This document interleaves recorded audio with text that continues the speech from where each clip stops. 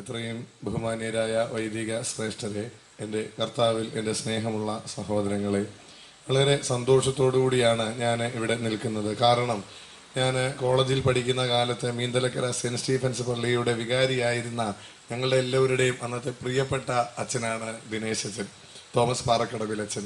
അച്ഛൻ്റെ സാന്നിധ്യത്തിൽ നിന്നുകൊണ്ട് പ്രസംഗിക്കുവാനായിട്ട് സാധിക്കുന്നു എന്നതിൽ എനിക്ക് ഒത്തിരി വ്യക്തിപരമായിട്ട് സന്തോഷമുണ്ട്. അതുപോലെ തന്നെ ഞാൻ കോളേജിൽ പഠിക്കുന്ന സമയത്ത് എൻ്റെ ജൂനിയർ ആയിരിക്കുകയും സെമിനാരിയിൽ പഠിക്കുന്ന സമയത്തും എൻ്റെ ജൂനിയർ ആയിട്ടുണ്ടായിരുന്ന അച്ഛനാണ് ബഹുമാനപ്പെട്ട ജൂബി അച്ഛൻ.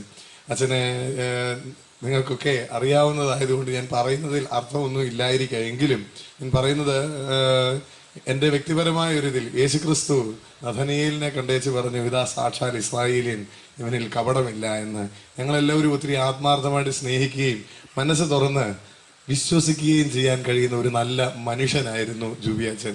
അച്ഛൻ്റെ മുന്നിലും നിന്ന് പ്രസംഗിക്കുവാനായിട്ട് ഒരു അവസരം കിട്ടുന്നതിൽ ദൈവത്തെ മഹത്വപ്പെടുത്തുന്നു. ഇപ്പോൾ പ്രിയപ്പെട്ട അനീഷ് അച്ഛനും എത്തിയിട്ടുണ്ട്. അനീഷ് അച്ഛനും ഞാനും ഒരുമിച്ച് ഇറ്റാർസിയിലെ സെമിനാരിക്ക് മുമ്പ് പ്രീ സെമിനാരിയൻസ് ആയിട്ട് ഫീൽഡ് വർക്കിനുണ്ടായിരുന്നവരുമാണ്. ഞങ്ങൾ ഒരുമിച്ച് കഴിഞ്ഞവരുമാണ്. ഏതാണ്ട് 1.5 വർഷത്തോടടുത്ത് ഒരുമിച്ച് ഇറ്റാർസി ബാലഗ്രാമിൽ ഉണ്ടായിരുന്നവരാണ്. എന്തുകൊണ്ടും വ്യക്തിപരമായിട്ട് വളരെയേറെ ബന്ധമുള്ള 3 വൈദിക ശ്രേഷ്ഠരുടെ മുമ്പിൽ നിന്നുകൊണ്ട് ദൈവവചനം സംസാരിക്കുവാനായിട്ട് ഇടയാകുന്നതിൽ ഒത്തിരി സന്തോഷമുണ്ട്.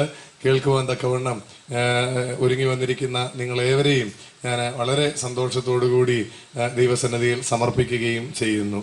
നൊയമ്പിൻ്റെ ഒരു വലിയ നൊയമ്പ് കൂടി സമാഗതമായിരിക്കുകയാണല്ലോ. വലിയ പ്രതീക്ഷകളോടും നല്ല തീരുമാനങ്ങളോടും കൂടി ഒക്കെ നമ്മൾ ഏവരും ഈ നൊയമ്പിലേക്ക് അടുത്ത് വന്നിരിക്കുകയും ചെയ്തിരിക്കുകയാണ്. ധാരാളം ചിന്തകളും പ്രതീക്ഷകളും ഒക്കെ നമുക്കുണ്ട്, തീരുമാനങ്ങളും ഒക്കെ ഈ നൊയമ്പുമായി ബന്ധപ്പെട്ട് നമ്മൾ എടുത്തിട്ടുമുണ്ട്. നമ്മൾ പലരും നൊയമ്പ് ആദ്യം മുതൽ ഉത്സാഹത്തോടു കൂടിയും വിശുദ്ധിയോടും കൂടി നോക്കുവാനായിട്ട് ആഗ്രഹിക്കുന്നു, അതിനുവേണ്ടി ഒരുങ്ങിയിട്ടുമുണ്ട്.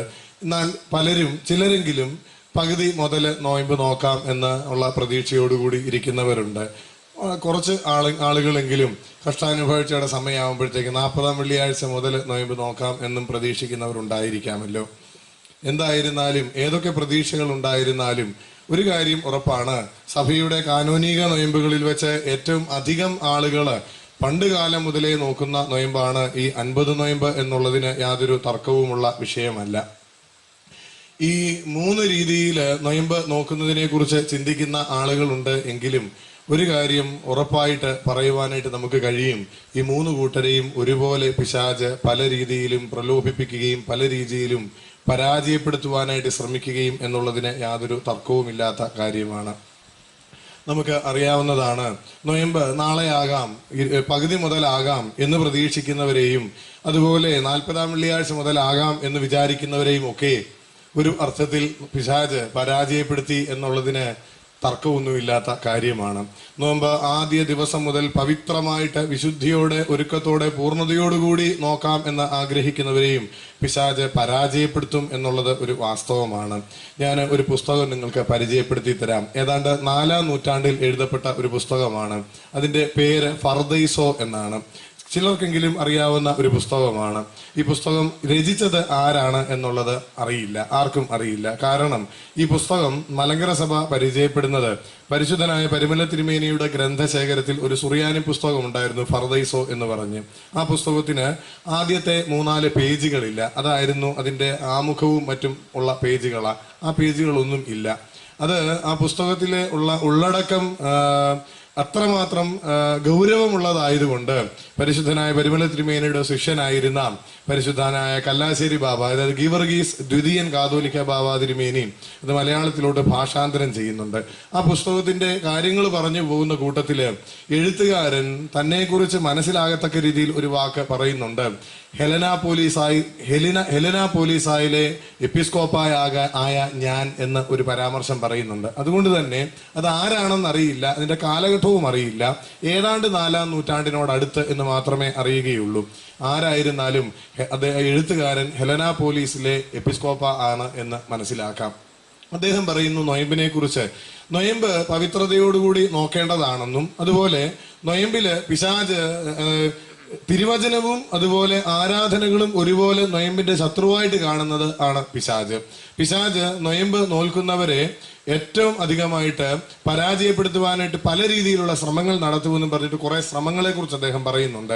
ഒന്ന്, ഞാൻ ആദ്യമേ പറഞ്ഞ ഈ കാര്യം തന്നെ, നൊയമ്പ് നോക്കണമെന്ന് ആഗ്രഹിക്കും, ഉടനെ തന്നെ പിശാച് ഒന്നാം ദിവസത്ത് തന്നെ അതിന് നമുക്ക് ഒരുപാട് പ്രലോഭനങ്ങൾ തരുന്നു. നമുക്ക് ഒന്ന് കാപ്പി കുടിച്ചാൽ കൊള്ളാവുന്ന തോന്നും, അതുപോലെ തന്നെ വിശപ്പ് കൂടുതൽ തോന്നും, അതുപോലെ മറ്റ് പല സാഹചര്യങ്ങളും ഒക്കെ നമ്മളെ ഇങ്ങനെ പ്രലോഭിപ്പിക്കും. ഇത് പിശാചിന്റെ നമുക്ക് എല്ലാവർക്കും പരിചയമുള്ള ഒരു പ്രലോഭനമായിട്ട് അദ്ദേഹം തന്നെ പറയുന്നുണ്ട്. വേറൊരു രീതിയിലൂടെ ഉള്ള പ്രലോഭനത്തെ കുറിച്ച് പറയുന്നുണ്ട്. ആദ്യ ദിവസം മുതൽ ഭംഗിയായിട്ട് നൊയമ്പ് നോക്കണമെന്ന് ആഗ്രഹിച്ചു. ആദ്യത്തെ ദിവസം ഉച്ചവരെ നൊയമ്പ് നോക്കണമെന്ന് ആഗ്രഹിച്ചു. പക്ഷെ ഉച്ചയായിട്ടും യാതൊരു ക്ഷീണവും തോന്നുന്നില്ല. നമ്മൾ പ്രതീക്ഷിച്ച രീതിയിലൊന്നും ഉള്ള പ്രശ്നങ്ങളൊന്നും ഉണ്ടായില്ല. 3:30 വരെ ഉപവസിച്ചു. എന്നിട്ട് ഭംഗിയായ നമസ്കാരങ്ങളെല്ലാം നിർവഹിച്ചു. ആ ദിവസം ഭംഗിയായി കടന്നുപോയി. രണ്ടാം ദിവസവും ഇതുപോലെ തന്നെ ഉച്ചവരെ ഉപവസിക്കണമെന്ന് വിചാരിച്ചു. എല്ലാ നമസ്കാരങ്ങളും തികച്ച് ഭംഗിയായിട്ട് നൊയമ്പ് അന്നും 3:30 വരെ ഉപവസിക്കാനായിട്ട് ശരീരവും മനസ്സും ആത്മാവും ഒക്കെ ദൈവം ബലം തന്നു. ഇങ്ങനെ ദിവസങ്ങൾ കുറെ കടന്നുപോയി കഴിഞ്ഞപ്പോൾ എനിക്ക് തന്നെ ഒരു തോന്നലുണ്ടായി, ഞാൻ എന്ത് ഭംഗിയായിട്ടാ നൊയമ്പ് നോക്കിയിരിക്കുന്നത്. ഏതായാലും എൻ്റെ അത്രയും ഭംഗിയായിട്ട് വേറെ ആരും നൊയമ്പ് നോക്കാൻ സാധ്യത ഇവിടെ അടുത്തെങ്ങും ഉണ്ട് എന്ന് തോന്നുന്നില്ല എന്നൊരു തോന്നല് എന്നിലുണ്ടായി. ഈ ഹെലന പോലീസിലെ ഈ എപ്പിസ്കോപ്പ പറയുന്നു, മക്കളെ, അവിടെ പിശാച് നിന്നെ വളരെ ദയനീയമായിട്ട് വളരെ ഭയാനകമായിട്ട് പരാജയപ്പെടുത്തി പോയല്ലോ എന്ന് അദ്ദേഹം ഓർമ്മിപ്പിക്കുന്നു. ഇത് ഒരു സ്പിരിച്വൽ പ്രൈഡാ, ഒരു ആത്മീക അഹന്ത നിന്നിലുണ്ടായാൽ അവിടെ കൊണ്ട് തീർന്നു, അവിടെ കൊണ്ട് പിശാച് നിന്നെ പരാജയപ്പെടുത്തി കഴിഞ്ഞു എന്ന് ഓർമ്മിപ്പിക്കുന്നു. അതുകൊണ്ടാണ് ഞാൻ പറഞ്ഞത്, എല്ലാവരെയും ഏതെങ്കിലും ഒക്കെ രീതിയിൽ പിശാച് നൊയമ്പിന്റെ ശത്രുവെന്ന് തിരുവചനം പറയുന്ന, ആരാധനാ പുസ്തകങ്ങൾ പറയുന്ന പിശാച് ഏതെങ്കിലും ഒക്കെ രീതിയിൽ പരാജയപ്പെടുത്താനായിട്ടുള്ള ശ്രമങ്ങൾ നടത്തിക്കൊണ്ടിരിക്കും എന്ന്. അതുകൊണ്ട് നൊയമ്പ് നോക്കേണ്ടത് എങ്ങനെയെന്ന് ചോദിച്ചാൽ, നമുക്ക് ഇവിടെ വേണ്ടിയത്, ഇവിടെ പറ്റിപ്പോയത് എന്താന്ന് ചോദിച്ചാൽ, ഒരു സ്വയം എന്നുള്ള ഭാവമാണ്, അഹം എന്ന ഭാവമുണ്ടായി. ഒരു തന്മയത്വമല്ല, ഒരു തൻകാര്യ പ്രാമാണിത്വം എന്ന് വേണമെങ്കിൽ പറയാം. ഇത് നമ്മളിൽ ഉണ്ടായി കഴിയുമ്പോഴേക്കും നൊയമ്പ് നമുക്ക് വെറും നഷ്ടമായിട്ട് പോകുകയാണ് ചെയ്യുന്നത്. അതുകൊണ്ടാണ് ഈ ഹുദായ ഗാനോൻ എഴുതിയ ഗ്രിഗോറിയോസ് ബാറബ്രായ ചില കാര്യങ്ങൾ പറഞ്ഞിട്ട് പറയുന്നുണ്ട്, നിന്റെ നൊയമ്പ് വെറും പട്ടിണിയായി പരിഗണിക്കാതിരിക്കുവാൻ സൂക്ഷിച്ചു കൊള്ളണം എന്ന് പറയുന്നുണ്ട്. അത് ഇതുപോലെയുള്ള കുറെ കാര്യങ്ങൾ പറഞ്ഞിട്ട് അദ്ദേഹവും ഓർമ്മിപ്പിക്കുന്നത്, നിന്റെ നൊയമ്പ് വെറും പട്ടിണിയായി പരിഗണിക്കാതിരിക്കാൻ സൂക്ഷിച്ചു കൊള്ളണം എന്ന് ഓർമ്മിപ്പിക്കുന്നു. നമുക്ക് യേശുക്രിസ്തുവും അതുകൊണ്ടാണ് തിരുവചനത്തിലൂടെ ഒരു വലിയ പ്രബോധനം തരുന്നുണ്ട്. ഉയർത്തപ്പെടണമെങ്കിൽ തന്നെത്താൻ താഴ്ത്തപ്പെടണം എന്ന് ക്രിസ്തു ഓർമ്മിപ്പിക്കുന്നു. ഇത് ക്രിസ്തുവിന്റെ നിരന്തരമായ ഒരു പ്രബോധനമായിരുന്നു. ഉയർത്തപ്പെടണമെങ്കിൽ തന്നെത്താൻ താഴ്ത്തപ്പെടണം. ഈ തന്മയത്വം കാണിക്കലും അതുപോലെ തന്നെ ഒരു ആത്മീക അഹന്തയും അഹം എന്ന ഭാവവും ഒക്കെ ഒന്ന് മാറ്റി വെച്ചിട്ട് നൊയമ്പിലേക്ക് പ്രവേശിക്കുന്നുവെങ്കിൽ ദൈവസന്നിധിയിൽ അത് വിലവെക്കും എന്നുള്ളതിന് സംശയമില്ലാത്തതാ. നമ്മൾ കാണുന്നു, ലൂക്കോസിന്റെ സുവിശേഷത്തിൽ യേശുക്രിസ്തുവിന് ചുങ്കക്കാരനായ ശീമോൻ ഒരു സദ്യ കൊടുക്കുവാനായിട്ട് തീരുമാനിച്ചു. ചുങ്കക്കാരൻ ശീമോൻ ഒരു വിരുന്നൊരുക്കിയിട്ട് ക്രിസ്തുവിനെ ഈ വിരുന്നിലേക്ക് ക്ഷണിച്ചു. കർത്താവ് വളരെ സന്തോഷത്തോടു കൂടി വിരുന്നിൽ പങ്കെടുക്കുവാനായിട്ട് പോയി. യേശുക്രിസ്തുവിന്റെ ഒരു പ്രത്യേകത അതായിരുന്നു, ആര് കർത്താവിനെ സ്നേഹത്തോടെ വിളിച്ചാലും അവന്റെ അടുക്കൽ പോകും. അതുകൊണ്ടാണ് നമ്മൾ ഈ ആഴ്ച ധ്യാനിക്കുന്ന ഒരു വിഷയം എന്ന് പറയുന്നത് കാനാവിലെ കല്യാണമായിരുന്നല്ലോ. ആ കല്യാണത്തിന് യേശുക്രിസ്തുവിനെ വിളിച്ചു. വളരെ സന്തോഷത്തോടെ കർത്താവ് അവിടെയും പോയി, അല്ലേ? ചുങ്കക്കാരൻ ശീമോൻ ഒരു വിരുന്നൊരുക്കിയത് ലൂക്കോസ് പറയുന്നു. കർത്താവ് വളരെ സന്തോഷത്തോടെ അവന്റെ വീട്ടിലും പോയി. വീണ്ടും പറയുന്നുണ്ട്, പേര് പറയാതെ ഒരു പ്രമാണി അവനൊരു വിരുന്നൊരുക്കി.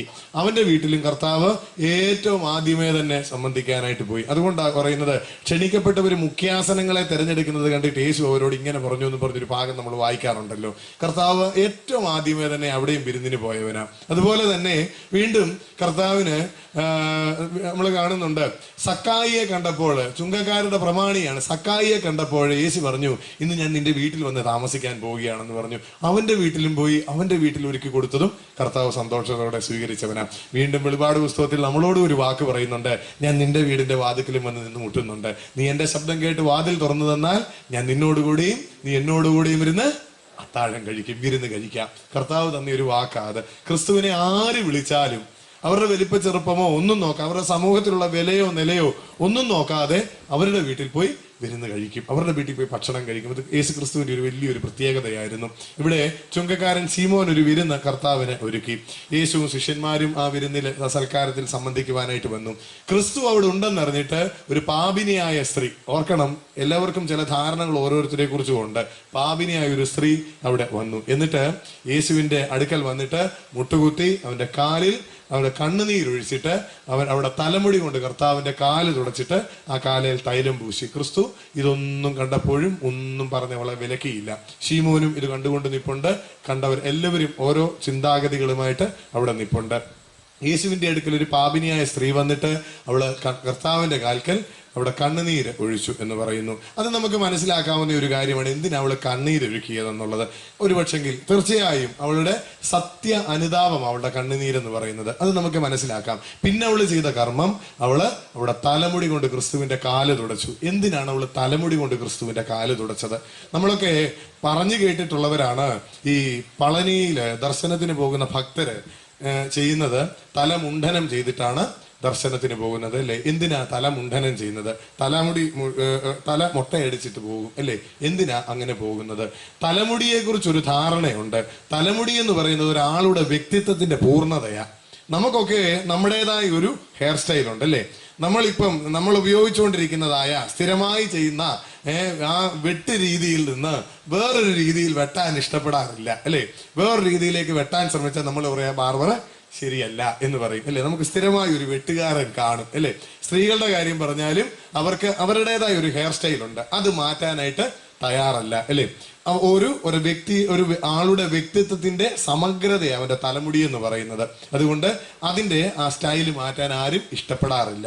ഇവിടെ ഈശ്വര ദർശനത്തിന് പോകുന്ന മനുഷ്യൻ ആദ്യമേ ചെയ്യുന്നത് എന്താന്ന് ചോദിച്ചാൽ, അവൻ എന്ന ഭാവത്തെ, അഹം എന്ന ഭാവത്തെ, അവന്റെ തൻകാര്യ പ്രാമാണിത്വത്തെ അങ്ങ് കളയുകയാണ് ചെയ്യുന്നത്. എന്നിട്ട് ദൈവസന്നിധിയിലേക്ക് കയറി പോവുക. ക്രിസ്തു പറഞ്ഞു, തന്നെ താൻ താഴ്ത്തുന്നവനെല്ലാം ഉയർത്തപ്പെടും എന്ന് പറഞ്ഞു. ഈ സ്ത്രീ ഇവിടെ വന്ന് ചെയ്തത് എന്താന്ന് ചോദിച്ചാൽ, അവളവിടെ തലമുടി കൊണ്ട് ക്രിസ്തുവിന്റെ കാല് തുടയ്ക്കുകയാണ് ചെയ്തത്.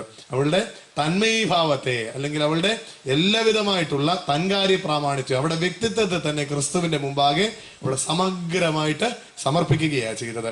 യേശു ക്രിസ്തു അതില് സംപ്രീതനാകുക. അവൾ എന്നിട്ടാണ് പരിമള തൈലം ക്രിസ്തുവിന്റെ കാലയിൽ ഒഴിക്കുന്നത്. നമുക്ക് ഇവിടെ ക്രിസ്തുവിന്റെ മുമ്പിൽ നമ്മുടെ എല്ലാവിധമായിട്ടുള്ള വ്യക്തിത്വത്തെയും പരിപൂർണമായി സമർപ്പിച്ചുകൊണ്ട് നമുക്ക് ഒരു യാത്രയാണ് നൊയമ്പിൽ ആവശ്യമായിരിക്കുന്നത്. ഈ നൊയമ്പിന്റെ നാളുകളില് ഞാൻ നിങ്ങളുമായി ഒന്ന് പങ്കുവെക്കുവാനായിട്ട് ആഗ്രഹിക്കുന്നത്, വലിയ കാര്യങ്ങളൊന്നും സംസാരിക്കുവാനോ പുതിയ എന്തെങ്കിലും ബൗദ്ധിക പഠനങ്ങളോ ബുദ്ധിപൂർവമായ വിസ്ഫോടനങ്ങളോ ഒന്നും നടത്തുവാനായിട്ടല്ല ഞാൻ ഈ സമയം ആഗ്രഹിക്കുന്നത്.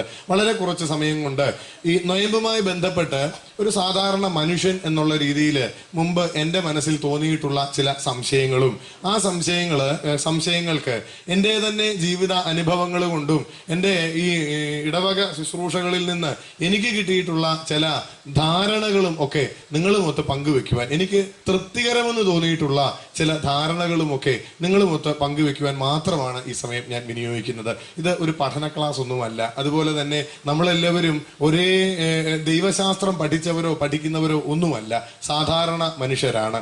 എല്ലാവരും ഒരുപോലെ ഇരുന്ന് ഈ സന്ധ്യാസമയത്ത് അല്പസമയം ദൈവസന്നിധിയിൽ ഒന്ന് സമർപ്പിച്ച് ദൈവസന്നിധിയിൽ പ്രാർത്ഥനാപൂർവ്വം ഇരിക്കുവാനായിട്ടാണ് ആഗ്രഹിക്കുന്നത്. അതുകൊണ്ട് തന്നെ ചില വലിയ വലിയ പഠനമൊന്നും അല്ല ഇവിടെ അവതരിപ്പിക്കുന്നത്. എൻ്റെ മനസ്സിൽ നൊയമ്പുമായി ബന്ധപ്പെട്ട് തോന്നിയിട്ടുള്ള 3 ചോദ്യങ്ങൾ, ഉണ്ടായിട്ടുള്ള 3 സംശയങ്ങളാണ്.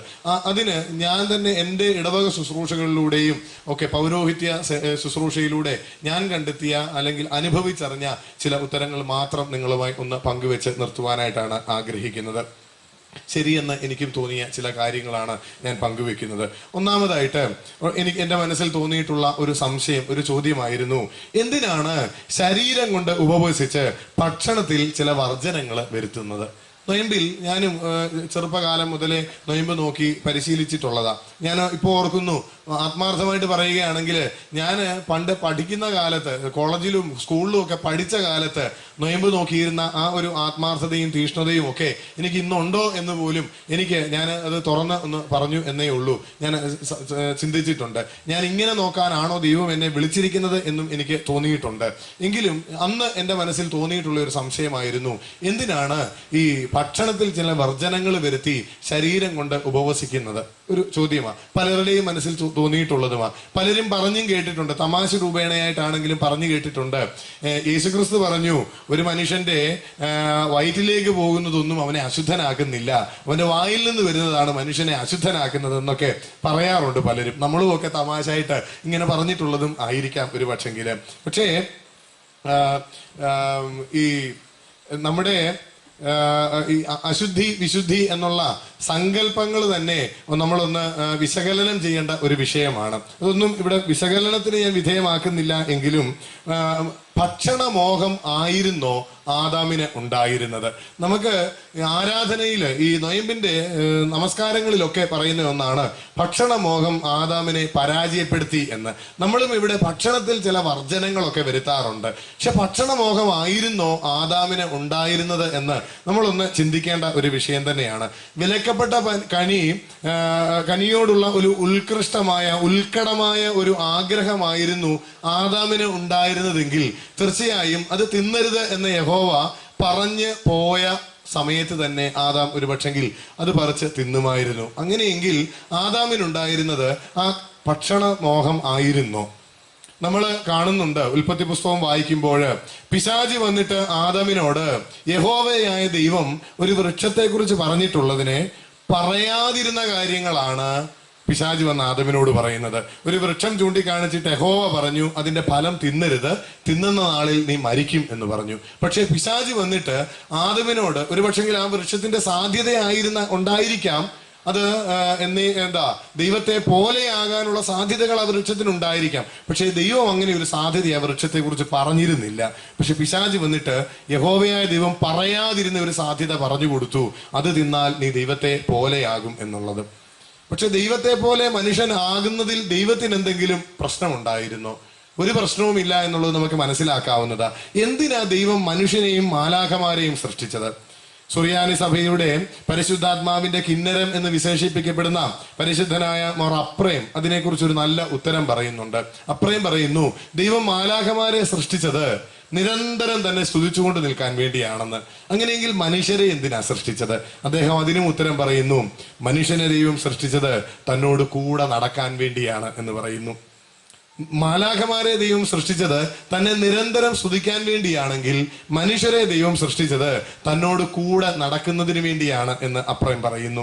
അത് ഉൽപ്പത്തി പുസ്തകത്തിന്റെ ആദ്യ ഭാഗങ്ങൾ തന്നെ വെളിവാക്കി തരുന്ന ഒരു യാഥാർത്ഥ്യമാണ്. വെയിലാറുമ്പോൾ യഹോവയായ ദൈവം ഏദന്റെ തോട്ടത്തിൽ വരും.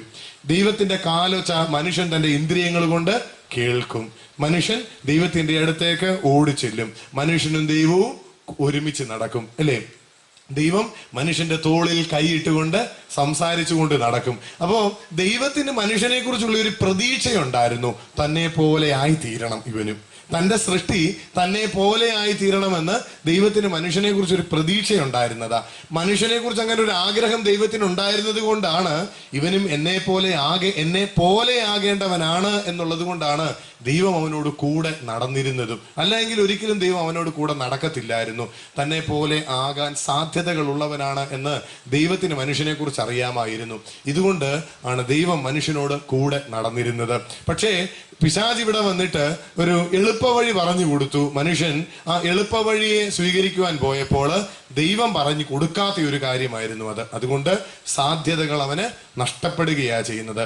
മനുഷ്യനിലുള്ള തന്ത്രവും കുടിലതയും ഇവിടെ വെളിവായി ദൈവം അതുകൊണ്ട് മനുഷ്യനെ അവിടെ നിന്ന് കൂടെ നടക്കുന്ന ഈ സമ്പ്രദായത്തിൽ നിന്നും മാറുകയാ ചെയ്യുന്നത്. പക്ഷേ മനുഷ്യൻ ഈ കനി തിന്നു കഴിഞ്ഞപ്പോഴും അന്നും വൈകുന്നേരത്ത് യഹോവ അവിടെ വന്നു, അല്ലേ? എന്തിനാ യഹോവ അന്നും വൈകിട്ട് വന്നത്? വന്നു കഴിഞ്ഞിട്ട് ഒരു ചോദ്യം ചോദിക്കുന്നുണ്ട്. വേദപുസ്തകത്തിലെ ആദ്യത്തെ ചോദ്യമാണ്, ആദമേ നീ എവിടെയാ? ദൈവം ചോദിച്ച ഒരു ചോദ്യമാണ്. അങ്ങനെയെങ്കിൽ ആദം ഈ കനി പറിച്ച് തിന്നപ്പോൾ ദൈവം കണ്ടില്ലേ? ദൈവം അറിഞ്ഞില്ലേ ആദം ഇത് തിന്നെന്നുള്ള കാര്യം? ദൈവം അറിഞ്ഞില്ലേ ആദം മരങ്ങളുടെ ഇടയിൽ ഒളിച്ചിരിക്കുകയാണെന്നുള്ള കാര്യം? ഇതെല്ലാം ദൈവം അറിഞ്ഞു. എന്നിട്ടും എന്തുകൊണ്ടാ ദൈവം ഒരു ചോദ്യം ചോദിച്ചു, ആദമേ നീ എവിടെയാ എന്ന്? ഈ ചോദ്യം വളരെ പ്രസക്തിയുള്ള ഒരു ചോദ്യമാണ്. ഇത് എന്തിനാണ് ദൈവം ചോദിച്ചതെന്ന് ചോദിച്ചാൽ, ആദം തിരിച്ചറിയണം, ദൈവം ആദമിൽ നിന്ന് അകന്നു പോയിട്ടില്ല, ദൈവത്തിൽ നിന്നും ആദാം ഒരുപാട് അകന്നുപോയി എന്ന് അവനൊന്ന് തിരിച്ചറിയണം, അവനൊന്ന് ബോധ്യപ്പെടണം. അതിനുവേണ്ടിയാണ് ദൈവം ഇങ്ങനെ ഒരു ചോദ്യം ചോദിക്കുന്നത്. എന്നും ദൈവത്തിന്റെ കാലൊച്ച കേൾക്കുമ്പോൾ മനുഷ്യൻ ആ ദൈവത്തിന്റെ അടുത്തേക്ക് ഓടി വരുമായിരുന്നു, അല്ലേ? ഇന്നും ആ കാലൊച്ച കേട്ടു. പക്ഷേ ദൈവത്തിന്റെ കാലൊച്ച കേട്ടപ്പോൾ മനുഷ്യൻ ദൈവത്തിൽ നിന്ന് അകന്ന് ഒളിച്ചിരിക്കുകയാണ് ചെയ്യുന്നത്. അതുകൊണ്ട് മനുഷ്യൻ ഒന്ന് അറിയണം, നീ എന്നിൽ നിന്നും ഒരുപാട് അകന്നുപോയി എന്നുള്ളത്. അതുകൊണ്ടാണ് ദൈവം ചോദിക്കുന്നു, ആദമേ നീ എവിടെയാ? ഇന്നും ഈ ചോദ്യത്തിന് ഒത്തിരി പ്രസക്തിയുണ്ട്. ഒന്ന് ചിന്തിച്ച് നോക്കിക്കേ. ഞാൻ വലിയ ഗൗരവമായിട്ടൊന്നും പറയുകയല്ല, എങ്കിലും ഒന്ന് ചിന്തിച്ച് നോക്കിക്കേ. നമുക്ക് എല്ലാവർക്കും മുഷിപ്പ് തോന്നുന്ന ഏക പ്രവൃത്തി എന്ന് പറയുന്നത് എന്താ? പ്രാർത്ഥിക്കുന്ന കാര്യം പറയുന്ന ഉടനെ നമുക്ക് അല്പം അലസത വരും, അല്ലേ? നമുക്ക് അതുപോലെ തന്നെ പള്ളിയിൽ നമ്മൾ ഞായറാഴ്ച ആയാലും വിശുദ്ധ കർമ്മങ്ങൾ നടക്കുമ്പോഴും ഒക്കെ വരും, അല്ലേ? നമ്മൾ നമ്മുടെ ശരീരത്തെ അവിടെ നിർത്തിയിട്ട് നമ്മുടെ മനസ്സ്, പണ്ട് യോനായുടെ പുസ്തകത്തിൽ നമ്മൾ വായിക്കുന്നുണ്ട്, യോനായോട് ദൈവം ഒരിടത്തോട്ട് പോകാൻ പറഞ്ഞു. യോന എന്ത് ചെയ്തു? എഴുത്തുകാരൻ വ്യക്തമായിട്ട് പറയുന്നുണ്ട്, യോന കൂലി കൊടുത്ത് മറ്റൊരു സ്ഥലത്തേക്ക് പോയി എന്ന് പറയുന്നുണ്ട്. ഇവിടെ വ്യക്തമായിട്ട് പറയുന്നുണ്ട്, കൂലി കൊടുത്ത് കപ്പൽ കയറി എന്നാ പറയുന്നത്. അപ്പോ ഇവിടെ നമ്മള് ചെയ്യുന്നത് എന്താന്ന് ചോദിച്ചാല്, ആ കൂലി അവന് ഫലിച്ചില്ല എന്നുള്ളൊരു പരമാർത്ഥമാണ്. ഇവിടെ നമ്മള് കൂലി കൊടുക്കാതെ, ടിക്കറ്റ് എടുക്കാതെ നമ്മുടെ ശരീരത്തെ നമ്മൾ പള്ളിക്കകത്ത് നിർത്തിയേച്ച് നമ്മൾ ഇങ്ങനെ പല സ്ഥലങ്ങളിലും ഇങ്ങനെ സഞ്ചരിച്ചുകൊണ്ടിരിക്കും, അല്ലേ? അതിനിടയ്ക്ക് അച്ഛൻ പറയുന്നതിനെല്ലാം നമ്മൾ അതേ ഉവ്വ് പറയുകയും ചെയ്യും, അല്ലേ? ഇത് മനുഷ്യന്റെ ഒരു പ്രത്യേകതയാ. ദൈവത്തിൽ നിന്നും ഇങ്ങനെ ദൈവം അടുക്കുമ്പോൾ ഇങ്ങനെ അകന്നുകൊണ്ടിരിക്കുക. ദൈവം ഒരിക്കലും മനുഷ്യനിൽ നിന്ന് അകലാറില്ല. ദൈവത്തിൽ നിന്ന് മനുഷ്യൻ അകന്നു, ആ മനുഷ്യനെ തിരിച്ചു കൊണ്ടുവരാനായിട്ട് ദൈവം ഒരുപാട് ആഗ്രഹിക്കുകയും ചെയ്യുന്നുണ്ട്. അതുകൊണ്ടാണ് യേശുക്രിസ്തു ഒരു കഥ പറഞ്ഞു, ധൂർത്തനായ ഒരു പുത്രന്റെ കഥ. അവിടെയും ഇത് തന്നെയാണ് കർത്താവ് പറഞ്ഞു നിർത്തുന്നത്, അല്ലേ? അവന് അവസാനം പോയി പന്നികളുടെ അവസ്ഥയിൽ എത്തുന്നുണ്ട്. അവിടെ എത്തിയപ്പോൾ അവനൊരു വീണ്ടു വിചാരം ഉണ്ടായത്. അവന് വീണ്ടു വിചാരം ഉണ്ടാകാവുന്ന ഒരുപാട് അവസ്ഥകൾ അതിന് മുമ്പ് ഉണ്ടായതാ. പക്ഷെ അവന് ഏറ്റവും, യഹൂദനെ സംബന്ധിച്ചിടത്തോളം ഏറ്റവും നികൃഷ്ടമായ അവസ്ഥയാണ്. ഇനി അതിന്റെ താഴോട്ടൊരവസ്ഥ ഇല്ല. അതാ പന്നികളുടെ അവസ്ഥ. അവിടെ എത്തിയപ്പോൾ അവന് വീണ്ടും വിചാരം ഉണ്ടായത്. അവൻ പറയുന്നു, എൻ്റെ അപ്പന്റെ ഭവനത്തിലേക്ക് ഞാൻ തിരിച്ചു ചെല്ലുമെന്ന്. അവൻ ചില കാര്യങ്ങളൊക്കെ മനസ്സിൽ കണക്ക് കൂട്ടിയിട്ട് അപ്പന്റെ ഭവനത്തിലേക്ക് തിരിച്ചു ചെല്ലുമ്പോൾ ചില ഉപാധികളൊക്കെ പറഞ്ഞ് ഉപാധികളോടുകൂടി ഒരു ബന്ധമെങ്കിലും സ്ഥാപിക്കാം എന്ന് വിചാരിച്ചാ ചെല്ലുന്നത്, അല്ലേ? അതുകൊണ്ട് അവൻ പറഞ്ഞു, ഇനി നിന്റെ മകനല്ല, നിന്റെ കൂലിക്കാരിൽ ഒരുവനാണ്. അതാ ഉപാധികൾ വെച്ചുകൊണ്ടെങ്കിലും അവനോട് ചേരാം എന്ന് വിചാരിച്ച് ചെന്നപ്പോൾ അവൻ കാണുന്നത് എന്താണെന്നോ, മകന് വേണ്ടി പ്രതീക്ഷിച്ചുകൊണ്ട് വഴിയിലേക്ക് നോക്കിയിരിക്കുന്ന അപ്പനെയാ കാണുന്നത്. ഉപാധികളൊന്നും കൂടാതെ അപ്പൻ മകനെ കെട്ടിപ്പിടിച്ചിട്ട് തന്റെ ബാല്യക്കാരനോട് പറയുന്നത്, വേറെ ഒന്നും പറയാനോ കേൾക്കാനോ ഒന്നും സമ്മതിക്കുന്നില്ല. അപ്പൻ അങ്ങ് പറയുകയാണ്, ഇവന്റെ കാലിന് ചെരുപ്പിടണം, ഇവന്റെ വിരലിന് മോതിരം ഇടണം. യഹൂദ പശ്ചാത്തലത്തില് കാലിന് ചെരുപ്പിടുന്നതും വിരലിന് മോതിരം ഇടുന്നതും മക്കളാ. ദാസന്മാർക്കിടാൻ അവകാശമില്ല. മക്കൾക്കുള്ള അവകാശമാ കാലിന് ചെരുപ്പും വിരലിന് മോതിരവും. അപ്പൻ ഉപാധികളൊന്നും കൂടാതെ അവനെ അവന്റെ നഷ്ടപ്പെടുത്തി കളഞ്ഞ സ്ഥാനത്തേക്ക് തിരിച്ചു കയറ്റി നിർത്തുകയാണ് ചെയ്യുന്നത്. യേശുക്രിസ്തു പറഞ്ഞു, അങ്ങനെ നഷ്ടപ്പെട്ട് അനുദപിക്കുന്ന ഒരുവനെ കുറിച്ച് സ്വർഗം സന്തോഷിക്കും എന്ന് പറയുന്നു. ക്രിസ്തു വീണ്ടും നമുക്ക് സാധ്യതകളുടെ വാതില് തുറന്നിട്ട് തരികയാണ് ചെയ്യുന്നത്. ഇവിടെ നമുക്ക് ഈ എല്ലാ നമ്മുടെ നാമെന്ന ഭാവങ്ങളെ ഒക്കെയും ഉപേക്ഷിച്ചിട്ട് ക്രിസ്തുവിന്റെ മുമ്പാകെയുള്ള ഒരു നല്ല സമർപ്പണത്തിന്റെ അവസ്ഥയിലേക്കാണ് നോയമ്പിലൂടെ പോകേണ്ടത്. ഇവിടെ അതുകൊണ്ട് ഈ ശരീരം കൊണ്ട് ഉപവസിക്കുകയാണ് ചെയ്യുന്നത്. ഇവിടെ ആദമിനുണ്ടായിരുന്നത് ഒരു ഭക്ഷണമോഹമായിരുന്നില്ല, മറിച്ച് അവനുണ്ടായിരുന്നത് അവനെ പ്രലോഭിപ്പിച്ച വേറെ ചില കാര്യങ്ങൾ ഉണ്ടായിരുന്നു. അത് അവനെ എളുപ്പ വഴികളിലൂടെ ചിലത് നേടിയെടുക്കുവാൻ, ദൈവകൽപ്പനകളെ മറുത്തിട്ട് ചിലത് നേടിയെടുക്കുവാനുള്ള ഒരു ഉത്കൃഷ്ടമായ ഒരു ആഗ്രഹം അവരിലുണ്ടായത്. അത് അവന്റെ വ്യക്തിത്വത്തെ വികലമാക്കുകയാണ് ചെയ്തത്. അവന്റെ മനസ്സും അവന്റെ ശരീരവും രണ്ട് ദിശയിലേക്ക് യാത്ര ചെയ്യുവാനായിട്ടാണ് തുടങ്ങിയത് അതുമൂലം. അതുകൊണ്ട് വ്യക്തി എന്നൊരു വാക്ക് നമുക്കറിയാവുന്നതാ, അല്ലേ? വ്യക്തി എന്ന വാക്കിന്റെ അർത്ഥം എന്താ? വ്യക്തതയുള്ളവനെന്നാ വ്യക്തി എന്ന വാക്കിന്റെ അർത്ഥം. അപ്പം ചിന്തയും മനസ്സും ശരീരവും ആത്മാവും പല ദിശയിലേക്ക് പോയി കഴിയുമ്പോൾ വ്യക്തത ഇല്ലാതാകുകയാണ്, വ്യക്തിത്വം നഷ്ടപ്പെടുന്ന അവസ്ഥയിലേക്കാണ് പോകുന്നത്. ഈ നൊയമ്പിലൂടെ ചെയ്യുന്നത് എന്തെന്ന് ചോദിച്ചാൽ വ്യക്തിത്വ വികാസത്തിന്റെ ഒരു പരിശീലനമാണ് ഇവിടെ നടക്കുന്നത്. അതുകൊണ്ടാണ് പൗലോസപ്പോസ്തലൻ, എനിക്ക് ഒത്തിരി ഹൃദ്യമായി തോന്നിയ, എൻ്റെ മനസ്സിൽ തോന്നിയ രണ്ട് വാക്യങ്ങളുണ്ട്. പരിശുദ്ധനായ പൗലോസപ്പോസ്തലൻ കൊരിന്ത്യർക്ക് എഴുതിയ 1-ാം ലേഖനം 9-ാം അധ്യായത്തിന്റെ 27-ാമത്തെ വാക്യത്തിൽ അദ്ദേഹം പറയുന്നു, മറ്റുള്ളവരോട് പ്രസംഗിച്ച ശേഷം ഞാൻ തന്നെ കൊള്ളരുതാത്തവനായി പോകാതിരിക്കേണ്ടതിന് എൻ്റെ ശരീരം ശരീരത്തെ ദണ്ഡിപ്പിച്ച് അടിമയാക്കുകയത്രേ ചെയ്യുന്നത്. മറ്റുള്ളവരോട് പ്രസംഗിച്ച ശേഷം ഞാൻ തന്നെ കൊള്ളരുതാത്തവനായി പോകാതിരിക്കേണ്ടതിന് എൻ്റെ ശരീരത്തെ ദണ്ഡിപ്പിച്ച് അടിമയാക്കുകയത്രേ ചെയ്യുന്നത് എന്ന് പൗലോസ് അപ്പോസ്തലൻ ഓർമ്മിപ്പിക്കുന്നു. ശരീരം എൻ്റെ വരുതിയിൽ നിർത്തുവാനായിട്ട് ഞാൻ നടത്തുന്ന, ദൈവസന്നിധിയിൽ ഞാൻ നടത്തുന്ന ഒരു പരിശ്രമമാണ് എൻ്റെ നൊയമ്പ് എന്ന് പറയുന്നത്. നമ്മളൊക്കെ നമ്മുടെ മക്കളെ വരുതി നിർത്താനായിട്ട് ശ്രമിക്കാറുണ്ട്, അല്ലേ? ഭാര്യ ഭർത്താവിനെയും ഭർത്താവ് ഭാര്യയെയും ഒക്കെ വരുതി നിർത്താനായിട്ട് ശ്രമിക്കാറുണ്ട്. നമ്മൾ ആരെങ്കിലും ശ്രമിച്ചവരുണ്ടാകാം. എങ്കിലും ഞാനൊന്ന് ചോദിക്കുകയാണ്, നമ്മളിൽ എത്ര പേര് നമ്മളെ നമ്മുടെ വരുതിയിൽ നിർത്തണം എന്ന് ആഗ്രഹിച്ചിട്ടുണ്ട്? അങ്ങനെ ഒരു ആഗ്രഹത്തോടു കൂടി പ്രവർത്തിച്ചിട്ടുണ്ട്. നമ്മൾ അങ്ങനെ ഒരു ആഗ്രഹമാണ് നമുക്ക് വേണ്ടിയത് ഈ നൊയമ്പിന്റെ ദിവസങ്ങളിൽ. അതിനുള്ള ഒരു പരിശീലനമാണ് നമുക്ക് വേണ്ടിയത്. എൻ്റെ ശരീരവും എൻ്റെ ആത്മാവും എൻ്റെ ചിന്തയും എൻ്റെ സംസാരവും പ്രവൃത്തിയും എല്ലാം നേർരേഖയിലായി തീരണം. ഋജുമതികൾക്കായി ഇരുളിൽ വെളിച്ചമുദിച്ചതെന്ന് നമ്മൾ പ്രഘോഷിക്കുന്നത്, അല്ലേ? നേർബുദ്ധിയുള്ളവർക്കാണ് ഇരുട്ടത്ത് വെളിച്ചമുണ്ടാകുന്നത് എന്ന് നമ്മൾ പ്രഭാത നമസ്കാരത്തിൽ ചൊല്ലാറുണ്ട്, അല്ലേ? നമ്മുടെ ഈ കാര്യങ്ങളെല്ലാം, ശരീരവും ചിന്തയും ആത്മാവും പ്രവൃത്തിയും എല്ലാം സംസാരവും എല്ലാം ഒരേ രേഖയിൽ എത്തിച്ചേരണം. അതിനുള്ള ഒരു പരിശ്രമം നമുക്ക് ഈ നൊയമ്പിലൂടെ നടത്തേണ്ടതായിട്ടുണ്ട്. കൊരിന്ത്യർക്ക് എഴുതിയ 1-ാം ലേഖനം 6-ാം അധ്യായത്തിന്റെ 19-ാം വാക്യത്തിൽ പരിശുദ്ധനായ പൗലോസ് അപ്പോസ്തലൻ വീണ്ടും ഓർമ്മിപ്പിക്കുകയാണ്, ദൈവത്തിന്റെ ദാനമായി നിങ്ങളിലിരിക്കുന്ന പരിശുദ്ധാത്മാവിന്റെ മന്ദിരമാകുന്നു നിങ്ങളുടെ ശരീരമെന്നും നിങ്ങളെ വിലയ്ക്ക് വാങ്ങിയിരിക്കുകയാൽ ഇനി നിങ്ങൾ താങ്കൾക്കുള്ളവരല്ല എന്നും അറിയുന്നില്ലയോ? ആകയാൽ നിങ്ങളുടെ ശരീരം കൊണ്ട് ദൈവത്തെ മഹത്വപ്പെടുത്തുവീൻ. പൗലോസ് അപ്പോസ്തലൻ പറഞ്ഞു വെക്കുകയാണ്, നിങ്ങളുടെ ശരീരം കൊണ്ട് ദൈവത്തെ മഹത്വപ്പെടുത്തുവീൻ. എനിക്ക് ഒത്തിരി ഹൃദ്യമായി തോന്നിയ ഒരു കാര്യം ഇത്. നമ്മൾ ആത്മീയതയെ കുറിച്ചൊക്കെ പറയുമ്പോൾ നമ്മൾ പലപ്പോഴും പറഞ്ഞു കേൾക്കാറുള്ളത് ആത്മാവും അല്ലെങ്കിൽ മനസ്സും ഒക്കെ ബന്ധപ്പെട്ടാണ് കേൾക്കാറുള്ളത്, അല്ലേ? പൗലോസ് അപ്പോസ്തലൻ പറയുന്നു, നിങ്ങളുടെ ആത്മാവ് കൊണ്ട് മാത്രം മഹത്വപ്പെടുത്താനല്ല, നിങ്ങളുടെ ശരീരം കൊണ്ട് നിങ്ങൾ ദൈവത്തെ മഹത്വപ്പെടുത്തണം എന്ന് പറയുന്നു. കാരണം അതിൽ പരിശുദ്ധാത്മാവ് കുടികൊള്ളുന്ന മന്ദിരമാണ് എന്ന് ഓർമ്മിപ്പിക്കുന്നു ശരീരം. നമുക്ക് മൂറോനെ കുറിച്ചൊരു ധാരണകളുണ്ട്, ഒരുപാട് ധാരണകളുണ്ട്, അല്ലേ? എന്താണ് ഈ മൂറോൻ എന്ന് പറയുന്നത്? പരിശുദ്ധമായ മൂറോനെ കുറിച്ച് നമ്മളോട് ചോദിക്കുന്ന ഉടനെ നമ്മൾ പറയും, ദേവാലയം കൂദാശ ചെയ്യുമ്പോൾ ഉപയോഗിക്കുന്നു, അല്ലേ?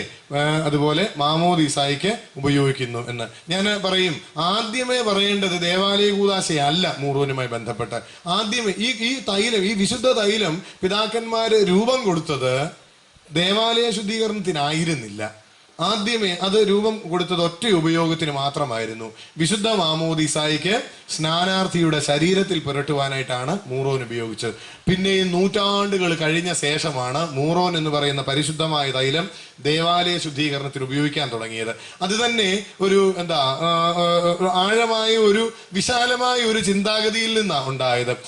ശരീരം എന്ന് പറയുന്നത് പൗലോസ് അപ്പോസ്തലൻ പറയുന്നു ദൈവത്തിന്റെ മന്ദിരമാണെന്ന്. അപ്പോൾ ദൈവം വസിക്കുന്ന മന്ദിരമാണ് ശരീരം, അല്ലേ? അതുകൊണ്ടാണ് ശരീരത്തിൽ പിതാക്കന്മാര് മൂറോൻ പൂശാനായിട്ട് അത് ഉപയോഗിച്ചു തുടങ്ങിയത്. പിന്നീട് അതുപോലെ തന്നെ ദൈവം വസിക്കുന്ന മറ്റൊരിടമാണ് ദേവാലയം. ആ അർത്ഥത്തിലാണ് പിന്നീട് ഈ മൂറോൻ ദേവാലയത്തിൽ പൂശാനായിട്ട് തുടങ്ങുന്നത്. നൂറ്റാണ്ടുകൾക്ക് ശേഷമാണ് ദേവാലയത്തിൽ മൂറോൻ പൂശാനായിട്ട് തുടങ്ങുന്നത്. ആദ്യമേ ഇത് മനുഷ്യന്റെ ശരീരത്തിൽ മാത്രം പൂശാൻ ഉപയോഗിച്ചിരുന്നതാ. എന്താ ഈ മൂറോൻ എന്ന് പറയുന്നത്? മൂറോനെ കുറിച്ച് നമ്മൾ പറയും പരിശുദ്ധാത്മാവിന്റെ അടയാളമാണ്, തൈലമാണ് എന്ന് പറയും. മൂറോന് ശരീരത്തിൽ പൂശുമ്പോഴുള്ള വിശുദ്ധ മാമോദീസ ക്രമത്തിലെ ഒരു പ്രാർത്ഥന, ഒരു പ്രഖ്യാപനമുണ്ട്. നിങ്ങളത് ശ്രദ്ധിച്ചിട്ടുണ്ടോ? നമ്മുടെ മാമോദീസ ക്രമം എന്ന് പറയുന്നത് ഏതാണ്ട് 1400 വർഷം പഴക്കമുള്ള ഒരു ക്രമമാണ്. എഡേസയിലെ വിശുദ്ധ യാക്കോബ നമ്മൾ ഇന്ന് ഉപയോഗിക്കുന്ന ഈ മാമോദീസ ക്രമം ആദ്യമേ അത് ക്രോഡീകരിച്ചതും അതിനുശേഷം ഏതാണ്ട് 1100 കാലഘട്ടങ്ങളിൽ ജീവിച്ചിരുന്ന ഗ്രിഗോറിയോസ് ബാർബ്രായാണ് ഇന്ന് നമ്മൾ കാണുന്ന ഈ രീതിയിൽ അന്ന് യാക്കോബ് ക്രോഡീകരിച്ച ആ ക്രമത്തെ എഡിറ്റ് ചെയ്ത് രൂപപ്പെടുത്തിയതും. അത് അപ്പോൾ ഇതിന്റെ ഒരു പഴക്കം പറയുകയാണെങ്കിൽ ഏതാണ്ട് 1400 വർഷത്തിന്മേലെ പഴക്കമുള്ള ഒരു ക്രമമാണ് നമ്മൾ ഇന്ന് ഉപയോഗിക്കുന്നത്. ഈ ക്രമത്തിൽ വിശുദ്ധ മൂറോൻ തൈലം പൂശുമ്പോഴുള്ള പ്രാർത്ഥന എന്താണെന്നോ, മിശിഹായുടെ പരിമളവാസനയും സത്യവിശ്വാസത്തിന്റെ അടയാളവും മുദ്രയും വിശുദ്ധാത്മ നൽവരത്തിന്റെ പൂർത്തീകരണവുമാകുന്ന പരിശുദ്ധ മൂറോൻ. മൂറോന്റെ വിശേഷണം എന്താണ്? മൂറോൻ എന്താണ്? മിശിഹായുടെ പരിമളവാസനയാണ്. മൂറോനെ കുറിച്ച് വേറെ ഒരു സംശയവും തോന്നണ്ട. മൂറോനെ കുറിച്ച് ആദ്യമേ പറയേണ്ടത് എന്താണെന്നറിയാമോ? മൂറോൻ എന്തെന്ന് ചോദിച്ചാൽ കർത്താവിന്റെ മണമാ മൂറോൻ എന്ന് പറയുന്നത്. ക്രിസ്തുവിന്റെ മണമാണ് മൂറോൻ. ഈ ക്രമത്തിൽ അങ്ങനെയാണ് എഴുതിയിരിക്കുന്നത്. മിശിഹായുടെ പരിമളവാസനയാണ് മൂറോൻ എന്ന. പരിശുദ്ധാത്മ നൽവരങ്ങളുടെ പൂർത്തീകരണമാണ് മിശിഹായുടെ പരിമളവാസനയാണ് അത്. അപ്പോ നമ്മളിൽ മൂറോൻ അഭിഷേകം ചെയ്തിരിക്കുന്നത് ഇവിടെ നമ്മുടെ ശരീരത്തിൽ അല്ലേ. അപ്പൊ നമ്മളിൽ നിന്നും വരുന്ന മണം എന്താണ്? ക്രിസ്തുവിന്റെ മണമാണ് അല്ലേ, മസിഹായുടെ മണമാണ്. നമുക്ക് ഓരോരുത്തർക്കും ഓരോ മണമുണ്ട് അല്ലേ. ചിലർ ദൂരെ നിന്ന് വരുമ്പോഴേ ഏതാണ്ട് നമുക്ക് നല്ല പരിചയമുള്ളവരാണെങ്കിൽ നോക്കാതെ തന്നെ അറിയാം ആരാ വരുന്നത് എന്നുള്ളത് അല്ലേ. അവരുടെ നടപ്പിന്റെ ശബ്ദവും അവർ ചില പ്രത്യേക പെർഫ്യൂം മാത്രമേ ഉപയോഗിക്കാറുള്ളൂ അല്ലേ. എനിക്ക് അങ്ങനെയുള്ള ചിലരെ പരിചയമുണ്ട്. വർഷങ്ങളായിട്ട് ഒരു ബ്രാൻഡ് മാത്രം ഉപയോഗിക്കുന്ന വ്യക്തികളുണ്ട്. ഒരു ദൂരെ നിന്ന് വരുമ്പോഴേ അറിയാം ആരായി വരുന്നത് എന്നുള്ളത്. പക്ഷേ അതുപോലെ തന്നെ ഒരു വിശ്വാസി ദൂരെ നിന്ന് വരുമ്പോഴേ അവനിൽ നിന്ന് വമിക്കുന്നത് ആരുടെ മണമാണ്? ക്രിസ്തുവിന്റെ മസിഹായുടെ മണമാണ് നമ്മളിൽ നിന്ന് വരേണ്ടത് അല്ലേ. നമ്മുടെ ശരീരത്തിൽ നിന്നും വമിക്കുന്നത് മിശിഹായുടെ മണമാണ്. ഈ സൈക്കോളജി പഠിക്കുമ്പോഴേ ഈ റേഡിയേറ്റീവ് പ്രിൻസിപ്പിൾ എന്ന് പറഞ്ഞൊരു പ്രിൻസിപ്പിൾ ഉണ്ട്. അത് നിങ്ങൾക്കൊക്കെ അറിയാവുന്നത് തന്നെയാണ്. അത് ഇത്രയേ ഉള്ളൂ. അത് ഏതൊരു വസ്തുവും അതിൽ നിന്നും അതിന്റെ തനതായ സ്വഭാവത്തെ പുറപ്പെടുവിച്ചുകൊണ്ടിരിക്കും. അതാ സംഭവം. ഏത് വസ്തുവും അതിൽ നിന്നും അതിന്റെ തനതായ സ്വഭാവത്തെ പുറപ്പെടുവിച്ചുകൊണ്ടിരിക്കും. ഒരു ഉദാഹരണം ഞാൻ പറയാം, അപ്പൊ പെട്ടെന്ന് അത് മനസ്സിലാകും. ഒരു പൂവ് എടുത്ത് നമ്മൾ എവിടെയെങ്കിലും വെച്ചാല് ആ പൂവിനോട് നമ്മൾ അടുക്കും തോറും എന്താണ്? സുഗന്ധം നമുക്ക് അനുഭവപ്പെടും അല്ലേ. ആ പൂവ് ഏത് ഗണത്തിൽപ്പെട്ടതാണോ അതിന്റെ മണം നമുക്ക് അനുഭവപ്പെടും അല്ലേ. എന്ന് പറഞ്ഞാൽ ആ പൂവ് അതിന്റെ തനതായ സ്വഭാവത്തെ അതിൽ നിന്നും പുറപ്പെടുവിച്ചുകൊണ്ടായിരിക്കുന്നത് അല്ലേ. ഒരു ദുർഗന്ധമുള്ള ഒരു വസ്തു, ഒരു എലിയോ പൂച്ചയോ എന്തെങ്കിലും എവിടെയെങ്കിലും ചത്ത് ചീഞ്ഞു കിടന്നാല് നമ്മൾ അതിനോട് അടുക്കും തോറും അതിന്റെ ദുർഗന്ധം നമുക്ക് അനുഭവപ്പെടും അല്ലേ. അത് അതിന്റെ തനതായ സ്വഭാവത്തെ അതിൽ നിന്നും പുറപ്പെടുവിച്ചു കൊണ്ടായിരിക്കുന്നത്. എല്ലാം അതിൽ നിന്ന് അതിന്റെ ഒരു വേവ്സ് ഇങ്ങനെ പുറപ്പെടുവിച്ചു കൊണ്ടായിരിക്കുന്നത്. ഒരു മെഴുകുതിരി കത്തിച്ച് വെച്ചാല് അത് തീനാളത്തിനോട് വിരലടിപ്പിക്കും തോറും അതിന്റെ ചൂട് അറിയാനായിട്ട് തീക്കകത്ത് കൈവെക്കേണ്ട ആവശ്യമില്ല അല്ലേ. അതിനോട് അടുപ്പിക്കും തോറും അതിന്റെ ചൂട് അനുഭവപ്പെട്ടുകൊണ്ടിരിക്കും. ഇതാണ് ഈ ഞാൻ പറഞ്ഞ റേഡിയേറ്റീവ് പ്രിൻസിപ്പിൾ എന്ന് പറയുന്നത്. ഏത് വസ്തുവും അതിൽ നിന്നും അതിന്റെ തനതായ സ്വഭാവത്തെ പുറപ്പെടുവിച്ചു കൊണ്ടിരിക്കും. നമ്മളൊക്കെ പണ്ടുള്ള മനുഷ്യരെ ചില ആളുകളെ കുറിച്ച് പറയും, ഞാൻ പറയുന്നത് ശരിയല്ല ആയിരിക്കാം എങ്കിലും ചിലരെ കുറിച്ച് പറയാറുണ്ട് പഴയ ആളുകളല്ലേ. ചില വ്യക്തികൾ കാലെടുത്ത് വെച്ച നാശമാകുന്നല്ലേ, ചിലരെ കുറിച്ച് പറയാറുണ്ടല്ലേ. ഇതിനകത്ത് അങ്ങനെ നമ്മൾ പറഞ്ഞ് തള്ളിക്കളയേണ്ട വിഷയമൊന്നും അല്ല ഇത് കേട്ടോ. കുറച്ചൊക്കെ എവിടെയൊക്കെയോ ഏതൊക്കെയോ രീതിയിലുള്ള അർത്ഥങ്ങൾ ഇതിനകത്തുണ്ട്. ക്രിസ്തുവിന്റെ സാമീപ്യം തന്നെ ചിലർക്ക് സൗഖ്യം പകർന്നു കൊടുത്തല്ലേ. ക്രിസ്തു സംഘാലയത്തിൽ വന്ന് ചിലരുടെ ദേഹത്ത് തൊട്ടപ്പോൾ സൗഖ്യമുണ്ടായി അല്ലേ. അപ്പോസ്തല പ്രവൃത്തികൾ കാണുന്നുണ്ട്. അപ്പോസ്തലന്മാര് രോഗികളുടെ മേൽ കൈവച്ചപ്പോൾ അവർക്ക് സൗഖ്യം ലഭിച്ചു. മരിച്ചവനെ അവരെ തൊട്ട് ഉയർപ്പിച്ചു അല്ലേ, ജീവൻ വെച്ചു. ഇതിന് കഴിയാതെ വന്നപ്പോൾ, രോഗികളുടെ മേൽ കൈവച്ച് സൗഖ്യം നൽകുവാനായിട്ട് കഴിയാതെ വന്നപ്പോൾ എന്തു ചെയ്തു എന്നും അപ്പോസ്തല പ്രവൃത്തികൾ കാണുന്നുണ്ട്. എന്ത് ചെയ്തു? രോഗികളെ കൊണ്ടുപോയി അപ്പോസ്തലന്മാര് നടന്നു പോകുന്ന വഴിവക്കിൽ കിടത്തി അവരുടെ നിഴല് വീണവർക്ക് സൗഖ്യം കിട്ടി അല്ലേ. അതും കഴിയാതെ വന്നപ്പോൾ അവരുടെ മേൽ വസ്ത്രങ്ങൾ കൊണ്ടുപോയി രോഗികളുടെ മേൽ സ്പർശിച്ചു, അവർക്ക് സൗഖ്യം കിട്ടി എന്ന് തിരുവചനം സാക്ഷിക്കുന്നു. ഏത് വസ്തുവും അതിൽ നിന്നും തനതായ സ്വഭാവത്തെ പുറപ്പെടുവിച്ചു കൊണ്ടിരിക്കും അല്ലേ. ചില മനുഷ്യരെ കുറിച്ച് പറയും, ചിലയിടത്ത് ഇരുന്നാ മതി അത് നാശമാകും എന്ന് പറയും അല്ലേ. അപ്പോ ഒന്നും മിണ്ടണ്ട, ഒന്നും പ്രവർത്തിക്കണ്ട, അവരിൽ നിന്നും തനതായ ഒരു സ്വഭാവം അത് പുറപ്പെടുവിച്ചു കൊണ്ടായിരിക്കുന്നത്. അതുകൊണ്ട് മൂറോൻ അഭിഷേകം ചെയ്ത മനുഷ്യനെ കുറിച്ച് പറയുന്നു. ഇത് മൂറോൻ മസിഹായുടെ പരിമള വാസനയാണ്. അതുകൊണ്ട് നിന്നെ കുറിച്ചുള്ള ഉദ്ദേശം എന്താന്ന് ചോദിച്ചാൽ നിന്റെ ശരീരത്തിൽ നിന്നും മിശിഹായുടെ മണമാണ് പുറപ്പെടുവിച്ചു കൊണ്ടിരിക്കേണ്ടത് അല്ലേ. അതാണ് നമുക്ക് ഇതിലൂടെ മനസ്സിലാക്കുവാനായിട്ട് കഴിയുന്ന ഒരു യാഥാർത്ഥ്യം. ക്രിസ്തുവിന്റെ മണമുള്ളവരായി തീരണം. അപ്പോ നമുക്ക് അതിന് വേണ്ടുന്നത് എന്താന്ന് ചോദിച്ചാൽ നമ്മുടെ ഭാവങ്ങളെ മാറ്റിവെച്ചിട്ട് നമ്മളിൽ ആരുടെ ഭാവമാകണം? ക്രിസ്തുവിന്റെ ഭാവമാകണം. അപ്പോ അത് മനസ്സുകൊണ്ട് മാത്രം അല്ല, മനസ്സും ശരീരവും. ഈ പൗലോസ് അപ്പോസ്തലൻ ശരീരത്തെയും മനസ്സിനെയും രണ്ടായിട്ട് എടുത്തു പറയാനുള്ള ഒരു കാരണമുണ്ട്. യഹൂദ സംസ്കാരത്തിൽ അങ്ങനെ ഒരു സങ്കല്പം ഇല്ലെങ്കിലും പൗലോസിന് കുറച്ചുകൂടെ ഗ്രീക്കുകാരുടെ ഒരു സ്വാധീനമുണ്ട്. അതുകൊണ്ട് ശരീരവും മനസ്സും, ഗ്രീക്കുകാർ ഇതുകൊണ്ട് ഒരു തെറ്റായ പഠിപ്പിക്കലുണ്ടായിരുന്നു. മനസ്സും ആത്മാവ് കൊണ്ട് നമ്മൾ ദൈവസന്നിധിയിൽ പവിത്രമായിട്ട് ജീവിച്ചാൽ മതി. ആത്മാവ് വിശുദ്ധമായിരുന്നാൽ മതി. നിന്റെ ചിന്താഗതികളും നിന്റെ ആത്മാവും എല്ലാം വിശുദ്ധമായിരുന്നാൽ മതി. ശരീരം കൊണ്ട് നിനക്ക് എങ്ങനെ വേണേലും ആസ്വദിക്കാം എന്നൊരു ധാരണ യഹൂദന്മാരുടെ ഇടയിൽ ഉണ്ടായിരുന്നു. അതുകൊണ്ടാണ് പൗലോസ് അപ്പോസ്തലൻ ഈ ഒരു പഠിപ്പിക്കലിനെ അല്പം ഒന്ന് മാറ്റിയിട്ട് ആ ആത്മാവ് ശരീരം എന്ന വേർതിരിവിനെ എടുത്തിട്ട് അദ്ദേഹം പറയുന്നത് ആത്മാവും ശരീരവും ഒരുപോലെ പവിത്രമായിരിക്കണം എന്ന് ഓർമ്മിപ്പിക്കുന്നത് ഈ ഒരു പശ്ചാത്തലത്തിലാണ്. നമ്മുടെ ഈ നൊയമ്പ് എന്തിന് ഭക്ഷണത്തെ വർജിച്ചും ചില ക്രമീകരണങ്ങൾ ശരീരത്തിന് കൊടുത്തും ചെയ്യുന്നു എന്ന് ചോദിച്ചാൽ, എൻ്റെ ആത്മാവും ശരീരവും ക്രിസ്തുവിന്റെ മണം വമിപ്പിക്കേണ്ടതാണ്, മണം പുറപ്പെടുവിക്കേണ്ടതാണ്. ആ അവസ്ഥയിലേക്ക് അതിനെ രൂപാന്തരപ്പെടുത്താനായിട്ടുള്ള ഒരു എളിയ ശ്രമമാണ്. അവിടെയാണ് എൻ്റെ വ്യക്തിത്വം പൂർണ്ണമാകുന്നത്. ഞാൻ എൻ്റെ വ്യക്തിത്വ വികാസത്തിന്റെ ഒരു പരിശീലനത്തിലേക്കാണ് ഈ നൊയമ്പിലൂടെ അടുക്കുന്നത് എന്ന് നാം ഒന്ന് തിരിച്ചറിയേണ്ടതായിട്ടുണ്ട്. അത് എനിക്കും ഒരുപാട് എന്നെ സ്വാധീനിച്ചിട്ടുള്ള ഒരു ചിന്താഗതിയാണ്. അതുകൊണ്ട് നിങ്ങളുമൊത്ത് ഞാനത് പങ്കുവെച്ചു എന്നേ ഉള്ളൂ. രണ്ടാമതായിട്ടുണ്ടായ ഒരു സംശയവും ഉണ്ടാകാറുള്ള ഒരു ചോദ്യവുമാണ്, ആരാണ് നോമ്പ് നോക്കേണ്ടത്? ആർക്ക് വേണ്ടിയാണ് ഈ നോമ്പ് ക്രമീകരിച്ചിരിക്കുന്നത്? ഞാൻ ഇങ്ങനെ നിങ്ങളുടെയൊക്കെ പറയാനുള്ള കാരണം, നോയമ്പ് ഈ വലിയ നോയമ്പ് നമുക്ക് ഏതാണ്ട് 2 ദിവസം പൂർണ്ണമായതേ ഉള്ളൂ, അല്ലേ? മൂന്നാം ദിവസം അങ്ങോട്ട് ആകുന്നതേ ഉള്ളൂ. അപ്പോൾ അതുകൊണ്ട് ഇതിനൊരു തുടക്കം എന്നുള്ള രീതിയിൽ നമുക്ക് ചില ധാരണകളോടുകൂടി ഒന്ന് പോകാം എന്നുള്ള ആഗ്രഹത്തിൽ, നിങ്ങളെ ധരിപ്പിക്കാൻ വേണ്ടി അല്ല കേട്ടോ, എനിക്ക് തന്നെ ഒരു ആത്മീക വർധനവിന് എനിക്കും ഈ ധാരണകളെ ഒന്ന് പുതുക്കാം എന്നുള്ള ഒരു പ്രതീക്ഷയോടുകൂടി പ്രാർത്ഥനയോടുകൂടി ഇത് നിങ്ങളുമായി ഞാൻ പങ്കുവെക്കുന്നു എന്ന് മാത്രമേ ഉള്ളൂ. ഞാൻ പറഞ്ഞല്ലോ, ഒരു പഠനമോ ഒന്നുമല്ല നടത്തുന്നത്, ഒരു പ്രാർത്ഥനയാണ് നമുക്ക് ഇവിടെ നടത്തുവാനായിട്ടുള്ളത്. നമുക്ക് ആർക്കും ദൈവത്തിന്റെ കൃപയോ ദൈവത്തിന്റെ സഹായമോ ഇല്ല എങ്കിൽ ഒന്നുമായി തീരാനോ ഒന്നും ദൈവസന്നിധിയിൽ നേടുവാനോ കഴിയുകയില്ല എന്നുള്ളതൊരു പരമാർത്ഥമാണ്. അത് വിശ്വസിച്ചുകൊണ്ട് തന്നെയാണ് ഞാൻ രണ്ടാമത്തെ നമ്മുടെ സംശയത്തിലേക്ക് ഒന്ന് കടക്കുന്നത്. ആർക്ക് വേണ്ടിയാണ് ഈ നൊയമ്പ് നോക്കുന്നത്? ആരാണ് ഈ നൊയമ്പ് നോക്കേണ്ടത്? പലപ്പോഴും ഞാൻ കേട്ടിട്ടുള്ളതും നമ്മളൊക്കെ പറഞ്ഞിട്ടുമുള്ളതാണ്, അച്ഛാ എൻ്റെ നൊയമ്പിനെ കുറിച്ച് പറയുമ്പോൾ, അച്ഛാ എൻ്റെ സാഹചര്യങ്ങൾ നൊയമ്പ് നോക്കുവാനായിട്ട് പറ്റിയതല്ല, അല്ലേ? പല കാരണങ്ങൾ നമ്മൾ അതിന് പറയും. ജോലി മേഖലകൾ പറയും, അതുപോലെ തന്നെ നമുക്ക് വേറെ പല കാര്യങ്ങൾ അതുമായി ബന്ധപ്പെട്ട് പറയാനായിട്ടുണ്ട്. അതുപോലെ വീട്ടിലെ ചില സാഹചര്യങ്ങൾ, ജോലിയുടെ പ്രത്യേകതകൾ, മക്കളുടെ വിവരം, അതുപോലെ തന്നെ വിദേശത്തുള്ള പലരും മക്കളോ അല്ലെ ഭർത്താവോ ഭാര്യയോ ഒക്കെ വീട്ടിലേക്ക് വന്നിട്ടുണ്ട്. ഇങ്ങനെയൊക്കെ പല പല സാഹചര്യങ്ങളെ നമ്മൾ നൊയമ്പുമായി ബന്ധപ്പെട്ട് പറഞ്ഞ് നൊയമ്പിൽ നിന്ന് ഒഴിയാനായിട്ട് ശ്രമിക്കാറുണ്ട്, അല്ലേ? ആർക്ക് വേണ്ടിയാ ഈ നൊയമ്പ് നോക്കുന്നത്? എനിക്ക് ബോധ്യപ്പെട്ട ഒരു കാര്യമുണ്ട്, വിശുദ്ധിയിലേക്ക് തികഞ്ഞവന് നൊയമ്പിന്റെ പ്രാർത്ഥനയുടെ ഒന്നും ആവശ്യമില്ല. ഇത് ആർക്കായി നൊയമ്പ് എന്ന് ചോദിച്ചാൽ, പരിമിതികളുണ്ടെന്നും തെറ്റുകളും കുറ്റങ്ങളും ബലഹീനതകളും ഉണ്ടെന്നും ബോധ്യമുള്ള മനുഷ്യന് വേണ്ടിയായി നൊയമ്പും പ്രാർത്ഥനയും ഒക്കെ വെച്ചിരിക്കുന്നത്. അവന് വേണ്ടിയുള്ളതാണ് ഈ നൊയമ്പും ഉപവാസവും ജാഗരണവും ഒക്കെ.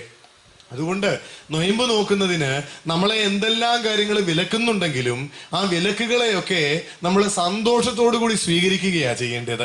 ആ വിലക്കുകളെയൊക്കെ നമ്മൾ എതിർക്കുകയോ അതിനോട് വൈരാഗ്യ മനോഭാവമോ ഒന്നും കാണിക്കുകയല്ല ചെയ്യേണ്ടത്. ആ മനോഭാവങ്ങളെ ആ സാഹചര്യങ്ങളെയൊക്കെ സന്തോഷത്തോടെ സ്വീകരിച്ചുകൊണ്ട് നൊയമ്പിലേക്ക് ഒന്ന് ചിരിച്ചുകൊണ്ട് പ്രവേശിക്കുവാനായിട്ടാണ് നമുക്ക് ഇടയാകേണ്ടത്. നമുക്ക് നഷ്ടപ്പെട്ടു പോകുന്നത് എപ്പോഴും ഈ ചിരിയും ഒക്കെയാണ്. നമുക്ക് ഒന്ന് മനസ്സൊന്ന് ഒന്ന് വിശ്രമിക്കുന്ന ഒരവസ്ഥയിലേക്ക് കൊണ്ടുപോകേണ്ടത് ആവശ്യമാണ് കേട്ടോ. നമുക്ക് എല്ലാവർക്കും എപ്പോഴും ഏതെങ്കിലും ഒക്കെ കാര്യങ്ങളെ കുറിച്ച് ടെൻഷൻസാ, അല്ലെ? ഏത് മനുഷ്യനെ എടുത്താലും, അച്ഛൻ തൊട്ട് അല്ലെങ്കിൽ ഏറ്റവും എവിടെ ഏത് മേഖലയിൽപ്പെട്ടവരെ ആയാലും, അല്ല ഗൃഹസ്ഥരായിട്ടുള്ളവരെ എടുത്താൽ അവരെയും അവിവാഹിതരെ എടുത്താൽ അവരെയും എല്ലാവർക്കും ഒരുപോലെ പറയാനുള്ള ഒന്നാണ് ആകുലതകളെ കുറിച്ച്, അല്ലേ? എല്ലാവർക്കും ആകുലതകളുണ്ട്. എന്നാൽ നമ്മൾ ഈ ആകുലതകളിൽ നിന്നൊക്കെ ഒഴിയുന്നത്. നമ്മുടെ ആകുലതകളാണ് നമ്മളെ പലതിൽ നിന്നും പിന്തിരിപ്പിക്കുന്നതും. നൊയമ്പിൽ നിന്ന് പോലും നമ്മളെ പിന്തിരിപ്പിക്കാനായിട്ട് ഈ ആകുലതകൾ പലപ്പോഴും നമുക്ക് നിരാശയുടെ ഭാവത്തിൽ വന്ന് നമ്മളെ പിന്തിരിപ്പിക്കാറുണ്ട്, അല്ലേ? അപ്പോൾ ദൈവം നമ്മുടെ മുമ്പാകെ വെക്കുന്ന ഒരു ചോദ്യമുണ്ട്. നിങ്ങളൊക്കെ സൺഡേ സ്കൂളിൽ പഠിപ്പിക്കുന്ന അധ്യാപകർ ഇതിൽ കാണുമായിരിക്കാം, അല്ലെങ്കിൽ നമ്മളെല്ലാവരും പഠിച്ചിട്ടുള്ളതായിരിക്കാം. ചില പാട്ടുകളൊക്കെ കുട്ടികളെ കൊണ്ട് പാടിപ്പിക്കുന്ന സമയത്ത് അവർ ഏറ്റുപാടി കഴിയുമ്പോൾ നമ്മൾ അവരോട് പറയും, ഇത്ര ശബ്ദമോ ഉള്ളോ നിങ്ങൾക്ക്, ഒന്നുകൂടെ ഒന്ന് ഉറക്കെ പാടിക്കുകയെന്ന് പറയും, അല്ലേ? പിള്ളേരപ്പോൾ എന്ത് ചെയ്യും? കുറച്ചുകൂടെ ശബ്ദം എടുത്ത് ഉറക്കെ പാടും. അപ്പൊ അധ്യാപകർ എന്ത് ചെയ്യും? ഇത്രയുള്ളൂ, ഇച്ചിരൂടെ ഒച്ചയെടുത്ത് പാടാൻ പറയും, അല്ലേ? അപ്പൊ പിള്ളേർ ഭയങ്കര ഒച്ചയ്ക്ക് പാടും, അല്ലേ? നമ്മൾ നൊയമ്പ് നോക്കുമ്പോൾ കർത്താവ് നമ്മളോടും ഇതുപോലെ ചോദിക്കാറുണ്ട്. നിങ്ങൾ പൂർണ്ണതയിലെത്തിയിട്ടാണോ നൊയമ്പ് നോക്കുന്നതെന്ന് കർത്താവ് ഒരിക്കലും നോക്കാറും ചോദിക്കാറുമില്ല. നിന്റെ പരിമിതികളോടുകൂടി നീ നൊയമ്പ് നോക്കുവാനായിട്ട് പ്രവേശിക്കുമ്പോൾ ക്രിസ്തു ഒരു ചോദ്യം ചോദിക്കുന്നുണ്ട്, ഇച്ചിരൂടെ നിനക്ക് ഭംഗിയായിട്ട് നോക്കരുതോ, ഇല്ലേ? ചോദിക്കാറുണ്ട്. അപ്പൊ നമ്മളൊക്കെ നൊയമ്പ് നോക്കാനായിട്ട് തുടങ്ങുമ്പോഴത്തേക്കേ നമ്മൾ എന്തെങ്കിലും ഒരു ആഗ്രഹം അല്ലെങ്കിൽ ഒരു ആവശ്യം അങ്ങ് വെക്കും, അല്ലേ? ആവശ്യം മുന്നിൽ വെച്ചോണ്ടാണ് നമ്മൾ നൊയമ്പിലേക്ക് പ്രവേശിക്കുന്നത്. ഒന്നീ ജോലിയാകാം, അല്ലെങ്കിൽ ഒരു വീട് പണിയാകാം, പല കാര്യം, വിവാഹമാകാം, പല കാര്യങ്ങളും. ഇതൊന്നും വേണ്ടാന്ന് ഞാൻ പറയുന്നില്ല, ഇതെല്ലാം മനുഷ്യന്റെ ജീവിതത്തിൽ ആവശ്യമാണ്. ദൈവം ക്രിസ്തു മതം സ്ഥാപിക്കപ്പെട്ടത്, ക്രിസ്തു വന്നത് ഇതൊരു ഗ്രഹസ്ഥരുടെ ഒരു മതമാണ് കേട്ടോ. ക്രിസ്തു മതം എന്ന് പറഞ്ഞാൽ ഗ്രഹസ്ഥരുടെ ഒരു മതമാണ്. അതിനകത്ത് എല്ലാം ഉണ്ട് കേട്ടോ. അപ്പൊ അതിനകത്ത് മക്കളുടെ ജോലി ഒരു പ്രശ്നം തന്നെയാണ്. മക്കളെ കുറിച്ചുള്ള ആകുലതകള് ദൈവസന്നിധിയിൽ സമർപ്പിക്കേണ്ട ഒരു വിഷയം തന്നെയാണ് കേട്ടോ. കയറിക്കിടക്കാൻ ഒരു വീടില്ലാത്തവനെ സംബന്ധിച്ചിടത്തോളം അവന്റെ അനിവാര്യമായ ആവശ്യം ഒരു വീടാണ് കേട്ടോ. അതുപോലെ തന്നെ ഒരു തുണ്ട് ഭൂമി ഇല്ലാത്തവന്റെ അനിവാര്യമായ ആവശ്യം ഒരു തുണ്ട് ഭൂമിയാണ് കേട്ടോ. അവന്റെ പ്രതീക്ഷ അത് അവൻ ദൈവസന്നിധിയിൽ വെച്ച് പ്രാർത്ഥിക്കേണ്ട വിഷയം തന്നെയാണ് കേട്ടോ. അവനെ മക്കൾ വഴിതെറ്റി പോകുന്നു എന്ന് തോന്നുന്ന മാതാപിതാക്കന്മാരുടെ ദൈവസന്നിധിയിൽ വെച്ച് പ്രാർത്ഥിക്കേണ്ട വിഷയം തന്നെയാണ് മക്കളെ കുറിച്ചുള്ള ആകുലതകൾ. പക്ഷെ ഈ ആകുലതകൾക്കൊക്കെ നമ്മൾ ഇത് വെച്ച് പ്രാർത്ഥിച്ചു കഴിയുമ്പോൾ, നൊയമ്പ് നോക്കി കഴിയുമ്പോൾ പലപ്പോഴും നമുക്ക് പല കാര്യങ്ങളും നടക്കാറില്ല. അപ്പൊ നമ്മൾ എന്ത് ചെയ്യും? ഈ ആകുലതകൾ നമുക്കൊരു നിരാശയുടെ കാരണമായിട്ട് പോകും. അതുകൊണ്ട് ഈ പ്രാവശ്യം നൊയമ്പ് നോക്കാനൊരു ഉത്സാഹം ഇല്ലാതെ പോകും. പക്ഷെ ക്രിസ്തുവിനൊരു പ്രതീക്ഷ നമ്മളെ കുറിച്ചുണ്ട്. ഞാൻ ഈ പറഞ്ഞ സൺഡേ സ്കൂളില് OVBS വരുന്ന കുട്ടികളോട് അധ്യാപകർ ചോദിക്കുന്നത് പോലെ, ഇത്രേ പറ്റത്തുള്ളൂ, ഇച്ചിരൂടെ നിനക്ക് അടുത്ത പ്രാവശ്യം ഭംഗിയായിട്ടൊന്ന് നോക്കരുതോ, അല്ലേ? ക്രിസ്തു നോക്കിക്കൊണ്ടായിരിക്കുന്നത് നമ്മൾ കാണും മുമ്പേ നമ്മളെ അറിഞ്ഞ ഒരു ക്രിസ്തു ഉണ്ട്, അല്ലേ? അതുകൊണ്ടാണ് പൗലോസ് അപ്പോസ്തലൻ തന്നെ പറയുന്നത്, ഇപ്പോൾ ക്രിസ്തു നിങ്ങളെ അറിഞ്ഞും നിങ്ങൾ ക്രിസ്തുവിനെ അറിഞ്ഞും ഇരിക്കുന്നു എന്ന് പറയുന്നത്. അതുകൊണ്ടാണ് പൗലോസ്. അപ്പോൾ രണ്ടു കൂട്ടർക്കും തമ്മിൽ ഒരു അറിവ് വേണം. ഇപ്പൊ ക്രിസ്തുവിന് നമ്മളെ പരിചയമുണ്ട്, പക്ഷെ നമുക്ക് ക്രിസ്തുവിന്റെ സ്വഭാവത്തെ വലിയ പരിചയം ഇല്ലാതെ പോകുന്നുണ്ട് ഇടയ്ക്ക്. അതുകൊണ്ട് നമുക്ക് ഇരു കൂട്ടർക്കും അങ്ങോട്ടും ഇങ്ങോട്ടും ഒന്ന് മനസ്സുകൊണ്ട് പരിചയപ്പെടണം. ക്രിസ്തുവിനെ ഒന്ന് മനസ്സുകൊണ്ട് പരിചയപ്പെടാനായിട്ട് നമുക്ക് ഇടയാകണം. അപ്പോഴാണ് ക്രിസ്തുവിന്റെ ചിന്താഗതികൾ എന്താണ്, ക്രിസ്തുവിന്റെ പ്രതീക്ഷകൾ എന്താണ് എന്നുള്ളത് നമുക്ക് മനസ്സിലാക്കുവാനായിട്ട് കഴിയത്തുള്ളൂ. അപ്പോൾ ഈ നമ്മള് പലരും പറഞ്ഞു കേൾക്കാറുള്ളതാണ്, കർത്തൃപ്രാർത്ഥനയെ കുറിച്ച് പറഞ്ഞു കേട്ടിട്ടുണ്ട്. ഈ കർത്തൃപ്രാർത്ഥനയിൽ ഒരു വാക്കുണ്ട്, ഞങ്ങളുടെ കടക്കാരോട് ഞങ്ങൾ ക്ഷമിച്ചതുപോലെ ഞങ്ങളുടെ കടങ്ങളും ഞങ്ങളോട് ക്ഷമിക്കണമേ എന്ന് പലരും ആക്ഷേപ രൂപത്തിൽ പറഞ്ഞു കേട്ടിട്ടുണ്ട്. അപ്പൊ നിങ്ങൾ നിങ്ങളുടെ കടക്കാരോട് ക്ഷമിച്ചിട്ടാണോ ഇത് പ്രാർത്ഥിക്കുന്നതെന്ന് ഞാൻ പറയും, ഞാൻ അറിഞ്ഞോ അറിയാതെയോ ഇങ്ങനെ പലതവണ ഉരുവിട്ടത് കൊണ്ടാണ് ഞാൻ ഇത്രയുമെങ്കിലും ക്ഷമയുള്ളവനായി തീർന്നത്. ഞാന് ഇത്രയെങ്കിലും മനുഷ്യത്വത്തോടു കൂടി പെരുമാറാനായിട്ട് പരിശീലിച്ചത് അറിഞ്ഞോ അറിയാതെയോ ഞാനിത് പ്രാർത്ഥിച്ചത് കൊണ്ടാണെന്ന് പറയും. അല്ലാതെ ഞാൻ ക്ഷമിച്ച് പൂർണ്ണതയിൽ എത്തിയിട്ട് ഇത് പ്രാർത്ഥിച്ചതല്ല. അങ്ങനെയായിരുന്നെങ്കിൽ ഞാനിത് പ്രാർത്ഥിക്കേണ്ട ആവശ്യമില്ലായിരുന്നു. ദൈവസന്നിധിയിൽ ഞാൻ ദൈവത്തെ പോലെ ആകും. അതുകൊണ്ട് ഞാൻ എൻ്റെ പരിമിതികളോട് കൂടി തന്നെയാണ് ഈ പ്രാർത്ഥന നടത്തിയത്. ആ പരിമിതികളോട് കൂടി ഞാൻ ഇത് പ്രാർത്ഥിച്ചത് കൊണ്ടായിരിക്കാം ഒരുപക്ഷെങ്കിൽ എനിക്ക് ഇത്രയുമെങ്കിലും മനുഷ്യന്റെ മുൻപാകെ മനുഷ്യത്വത്തോടു കൂടി പെരുമാറാൻ, ക്ഷമിക്കുവാനായിട്ടുള്ള ഒരു പരിശീലനം ലഭിച്ചത് എന്നാണ് ഞാൻ മനസ്സിലാക്കുന്നത്. നമുക്ക് ഇസ്രായേലിലെ ഒരു രാജാവിനെ വളരെ പരിചയമുള്ളതാണ്, ദാവീദ്, അല്ലേ?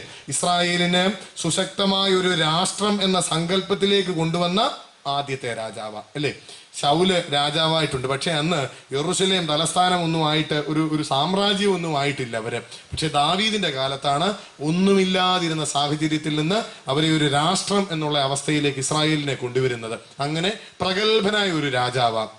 ദൈവകൃപ ആവോളം അനുഭവിച്ച, അപാരമായ ദൈവകൃപ അനുഭവിച്ച ഒരു രാജാവാണ് ഇസ്രായേലിന്റെ ദാവീദ് എന്ന രാജാവ്, അല്ലേ? പക്ഷേ ദാവീദിന്റെ ദിനവൃത്താന്ത പുസ്തകക്കാരൻ, ഈ എഴുത്തുകാരൻ ദാവീദിന്റെ ന്യൂനതകളെയും ദാവീദിന്റെ പരാജയങ്ങളെയും പരിമിതികളെയും ഒക്കെ ഒന്നും മറച്ചു വെക്കാതെ എഴുതുന്നുണ്ട്.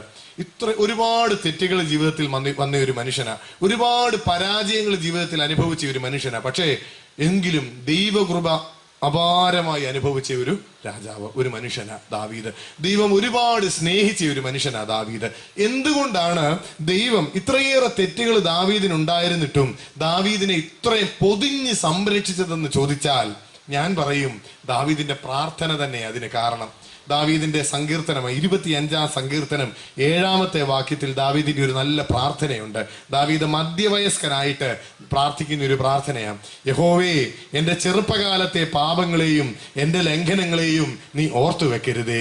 നിന്റെ കൃപപ്രകാരം നിന്റെ ദയനിമിത്തം എന്നെ ഓർത്തുകൊള്ളണമേ. നല്ലൊരു പ്രാർത്ഥനയാണ്. മധ്യവയസ്കനായി കഴിഞ്ഞ് ദാവീദ് നടത്തുന്ന ഒരു പ്രാർത്ഥനയാണ്. യഹോവേ, എൻ്റെ ചെറുപ്പകാലത്തെ ലംഘനങ്ങളെയും എൻ്റെ പാപങ്ങളെയും നീ ഓർത്തു വെക്കരുതേ. ഇനി എന്നെ ഓർക്കേണ്ട ഒരു കാര്യമുണ്ട്. എങ്ങനെയാണെന്നറിയാവോ? എൻ്റെ നീതി പ്രകാരമൊന്നുമല്ല എന്നെ ഓർക്കേണ്ടത്, നിന്റെ കൃപപ്രകാരവും നിന്റെ ദയനിമിത്തവും എന്നെ ഓർത്തുകൊള്ളണമേ. ദൈവം വീണുപോയ ഒരു പ്രാർത്ഥനയായത്. എല്ലാവരും അവരുടെ കഴിഞ്ഞ കാല ജീവിതത്തിൽ ഉണ്ടായിട്ടുള്ള തെറ്റുകളെയും പരാജയങ്ങളെയും മനുഷ്യൻ കേട്ടാല് ആക്ഷേപിക്കുന്നതായിട്ടുള്ള എല്ലാവിധമായിട്ടുള്ള പരാജയങ്ങളെയും മറച്ചു വെക്കാനായിട്ടാണ് നോക്കുന്നത്, അല്ലേ? പക്ഷെ ഈ മനുഷ്യന് വർഷങ്ങൾ കഴിഞ്ഞിട്ടും അതൊക്കെ ദൈവസന്നിധിയിൽ ഓർത്തിരുന്ന് പ്രാർത്ഥിക്കും. അതുകൊണ്ടാണ് പറഞ്ഞത്, എൻ്റെ ചെറുപ്പകാലത്തെ പാപങ്ങളെയും ലംഘനങ്ങളെയും നീ ഓർത്തു വെക്കരുതേ എന്ന് പ്രാർത്ഥിക്കുന്നു. അതുകൊണ്ട് ദൈവക്ഷമ ലഭിച്ചത് കൊണ്ട് ദാവീദ് തന്റെ ജീവിതത്തിൽ അത് അനുഭവിച്ചറിഞ്ഞത് കൊണ്ടാണ് ദാവീദ് ഒരു സാക്ഷ്യം പറയുന്നുണ്ട്. 32-ാം സങ്കീർത്തനം 1-ാം വാക്യം ദാവീദിന്റെ ഒരു വലിയ സാക്ഷ്യമാണ്. ലംഘനം ക്ഷമിച്ചും പാപം മറച്ചും കിട്ടിയ മനുഷ്യൻ ഭാഗ്യവാൻ. ഇത് രണ്ടും ആരാ ചെയ്യുന്നത്? ഞാൻ ആരുടെയും തെറ്റ് കണ്ടാൽ എന്താ ചെയ്യുന്നതെന്ന് അറിയാമോ? അത് ഒളിച്ചു വെക്കാറില്ല. എൻ്റെ മക്കളോ എൻ്റെ ഏറ്റവും പ്രിയപ്പെട്ടവരോ തെറ്റ് ചെയ്താൽ ഞാൻ ഒളിച്ചു വെക്കും, അല്ലേ? വെറുതെക്കാരനാ അല്ലെ പരിചയത്തിലുള്ള ഒരുത്തനാ തെറ്റ് ചെയ്തെങ്കിൽ ഞാൻ എന്തോ ചെയ്യും? നീതിബോധമുള്ളവനാകും, അല്ലേ? എനിക്ക് അന്നേരം ഭയങ്കര നീതിബോധമാണ്. ഞാൻ അന്നേരം പറയും, ഞാൻ ഉള്ളതുള്ള പോലെ പറയും എന്ന് പറയും. പക്ഷെ എൻ്റെ ഏറ്റവും പ്രിയപ്പെട്ടവർ ഒരു തെറ്റ് ചെയ്താൽ ഞാൻ ഈ ഉള്ളതുള്ള പോലെ പറയത്തില്ല.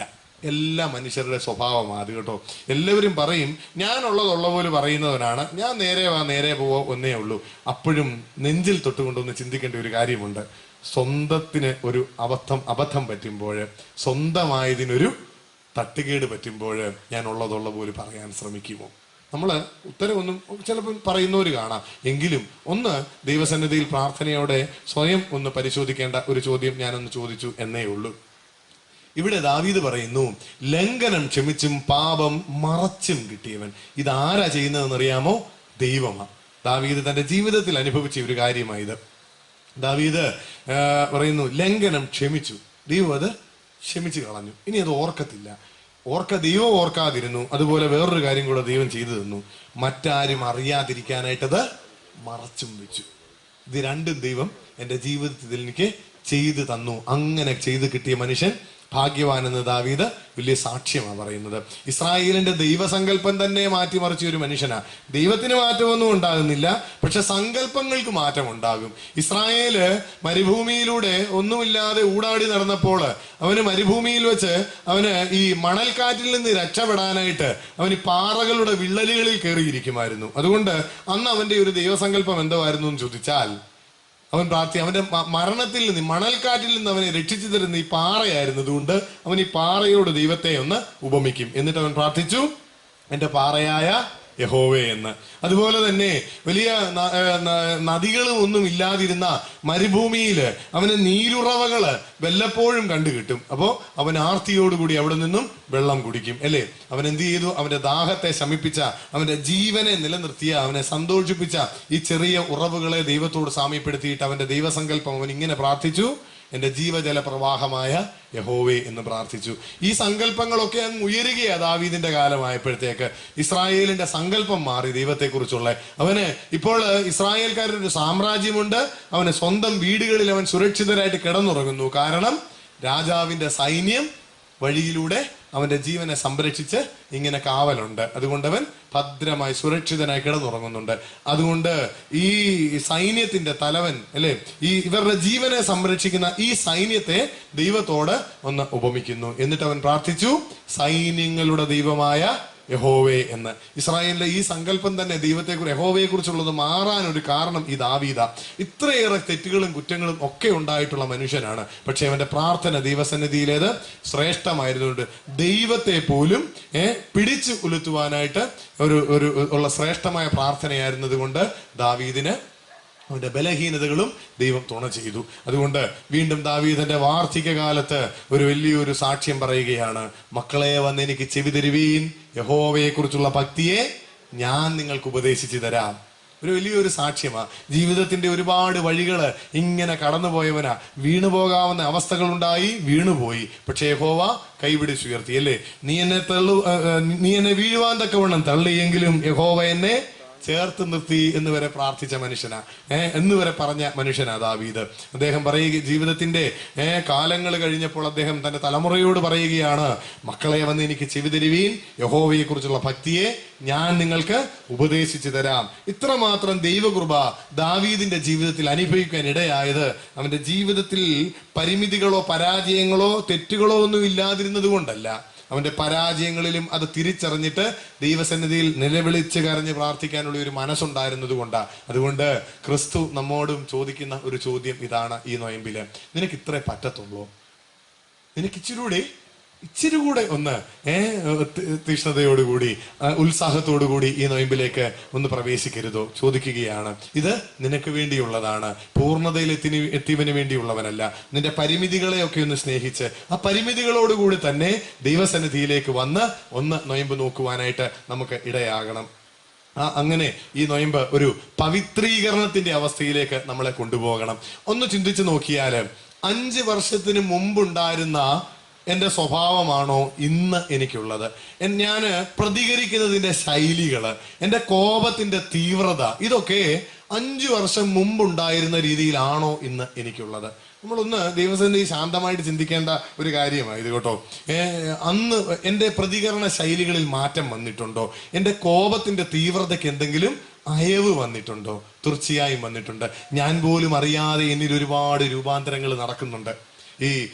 കാൾ മാർക്സ് പറഞ്ഞൊരു കാര്യമുണ്ട്, മാറ്റമെന്ന് പറയുന്ന ഒന്നിനല്ലാതെ എല്ലാത്തിനും മാറ്റമുള്ളതാണെന്ന്. ഈ പൗരസ്ത്യ പിതാക്കന്മാര് അതിനൊരല്പം മാറ്റം വരുത്തിയിട്ട് പറയുന്നുണ്ട്, ദൈവം ഒഴികെ മറ്റെല്ലാം മാറ്റത്തിന് വിധേയമാകുന്നതാണ് എന്ന് പറയുന്നു.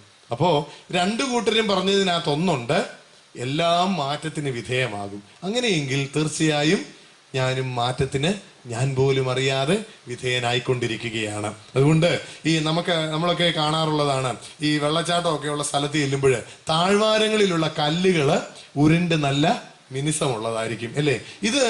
ഇത് ആദ്യം മുതലേ ഇങ്ങനെ ആയിരുന്നില്ല. ഇത് താഴ്വാരങ്ങളിൽ എത്തിയപ്പോൾ ഇത്ര മിനുസം ഇതിനുണ്ടാകുന്നത്. ഇത് ഈ ഭൂകമ്പമോ മറ്റെന്തെങ്കിലും പ്രകൃതിയുടെ പ്രകമ്പനങ്ങൾ കൊണ്ട് പാറകളൊക്കെ അടർന്ന് ഇങ്ങനെ ഉരുണ്ട് വരിക. മുകളിൽ നിന്ന് ഉരുണ്ട് വരുമ്പോൾ ഇത് ഉരുണ്ടുരുണ്ട് പല സ്ഥലങ്ങളിലും ചെന്ന് തട്ടിയും മുട്ടിയും ഒക്കെ ഈ വെള്ളത്തിലൂടെ ഒരേ സമയത്ത് നിരന്തരം കഴുകലിനും വിധേയപ്പെട്ടുകൊണ്ട് പല മുട്ടും മുനയും ഒക്കെ പലയിടത്തും മുട്ടിയും തട്ടിയും ഒക്കെ പൊട്ടിയും ഒടിഞ്ഞും ഒക്കെ അത് മിനുസപ്പെട്ട് കഴുകി താഴ്വാരങ്ങളിൽ വരുമ്പോഴേക്കും അത് നയന മനോഹരമായ നല്ല കല്ലുകളായി മാറും. ഇത് എല്ലാം ഇതുപോലെ മാറ്റങ്ങൾക്ക് വിധേയമായിക്കൊണ്ടായിരിക്കുന്നത്.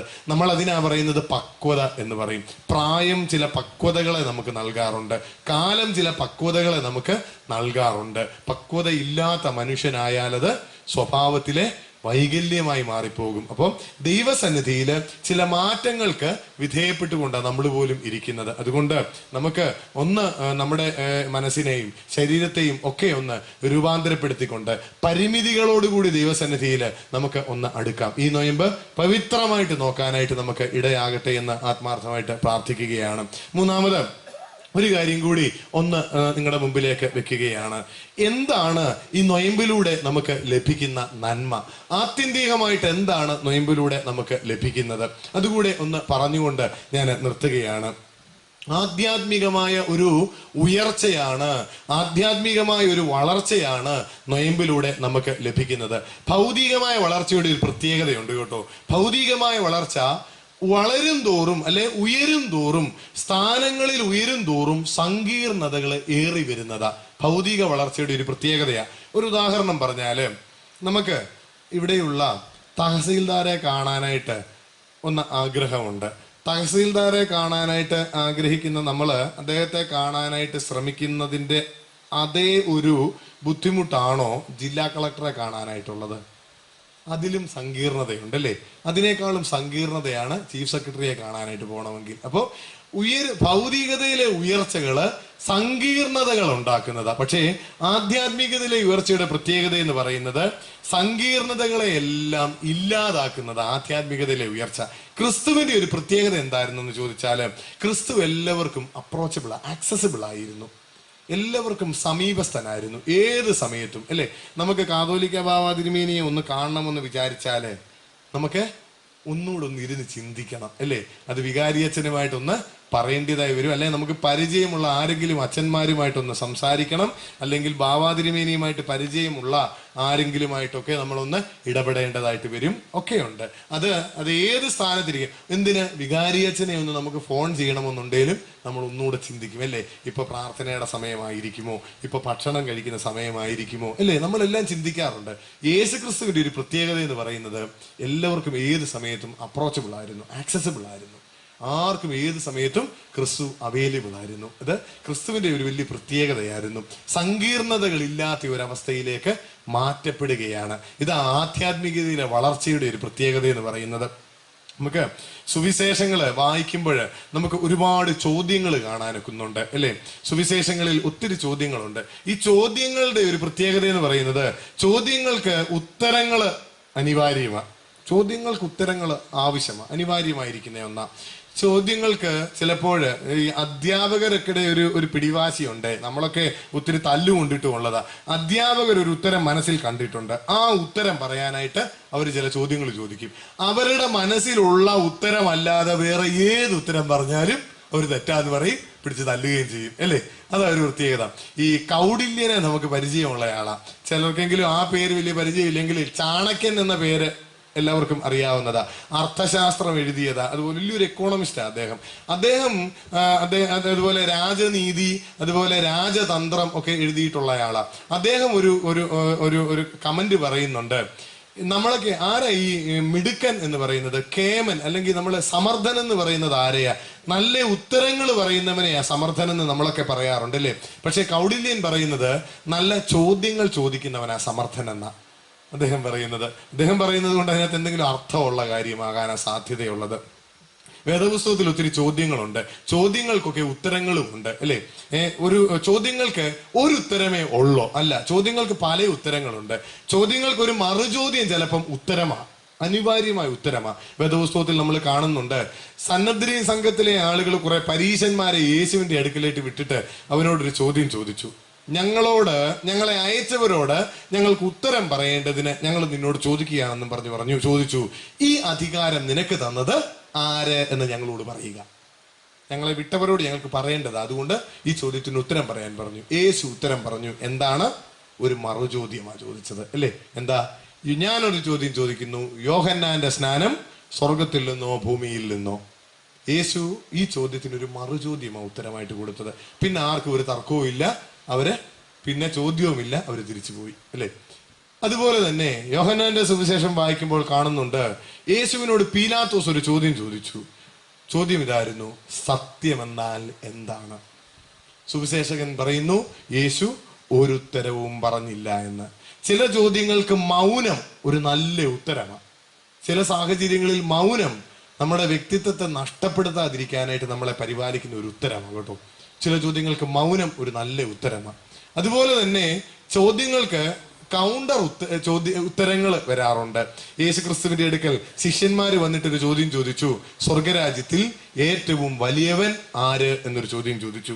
യേശു ഉത്തരം കൊടുത്തത്, യേശു അടുത്ത് നിന്നൊരു ശിശുവിനെ വിളിച്ചു പറഞ്ഞിട്ട് അവർ തന്റെ മാറോട് ചേർത്തിട്ട് പറഞ്ഞു, നിങ്ങൾ മനം തിരിഞ്ഞ് ശിശുക്കളെ പോലെ ആയി വരുന്നില്ല എങ്കിൽ സ്വർഗരാജ്യത്തിൽ പ്രവേശിക്കുവാൻ കഴിയുകയില്ല എന്ന്. യേശുവിനോട് ചോദിച്ചത് സ്വർഗരാജ്യത്തിലെ ഏറ്റവും വലിയവൻ ആരാണെന്ന, സ്വർഗരാജ്യത്തിൽ പ്രവേശിക്കാനുള്ള വഴിയല്ല ചോദിച്ചത്, സ്വർഗരാജ്യത്തിൽ ഏറ്റവും വലിയവൻ ആരാണെന്നാ ചോദിച്ചത്. യേശു ഒരു കൗണ്ടർ ഉത്തരമാണ് കൊടുത്തത്, സ്വർഗരാജ്യത്തിലെ പ്രവേശിക്കാനുള്ള വഴി എന്ത് എന്നാ പറഞ്ഞു കൊടുക്കുന്നത്. അപ്പോ യേശു ഇവിടെ പറയുന്നു, മനം തിരിഞ്ഞ് ശിശുക്കളെ പോലെ ആയി വരുന്നില്ല എങ്കിൽ സ്വർഗരാജ്യത്തിൽ പ്രവേശിക്കുവാൻ കഴിയുകയില്ല എന്ന്. അപ്പോ ഈ ആധ്യാത്മികതയിലെ ഉയർച്ച എന്ന് പറയുന്നത് ശിശു സഹജമായ ഭാവത്തിലേക്ക് എത്തിച്ചേരുക എന്നുള്ളതാ. ശിശുവിന്റെ ഉത്കൃഷ്ടത എന്ന് പറയുന്നത് എന്താന്ന് ചോദിച്ചാൽ എന്തും വിശ്വസിക്കും.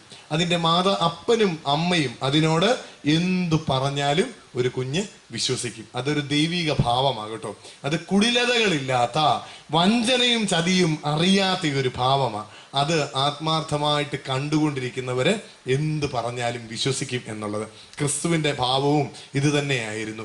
അതുകൊണ്ടാണ് കർത്താവിന് ഒരിക്കലും പാപിയെ വെറുക്കാനായിട്ട് കഴിഞ്ഞില്ല.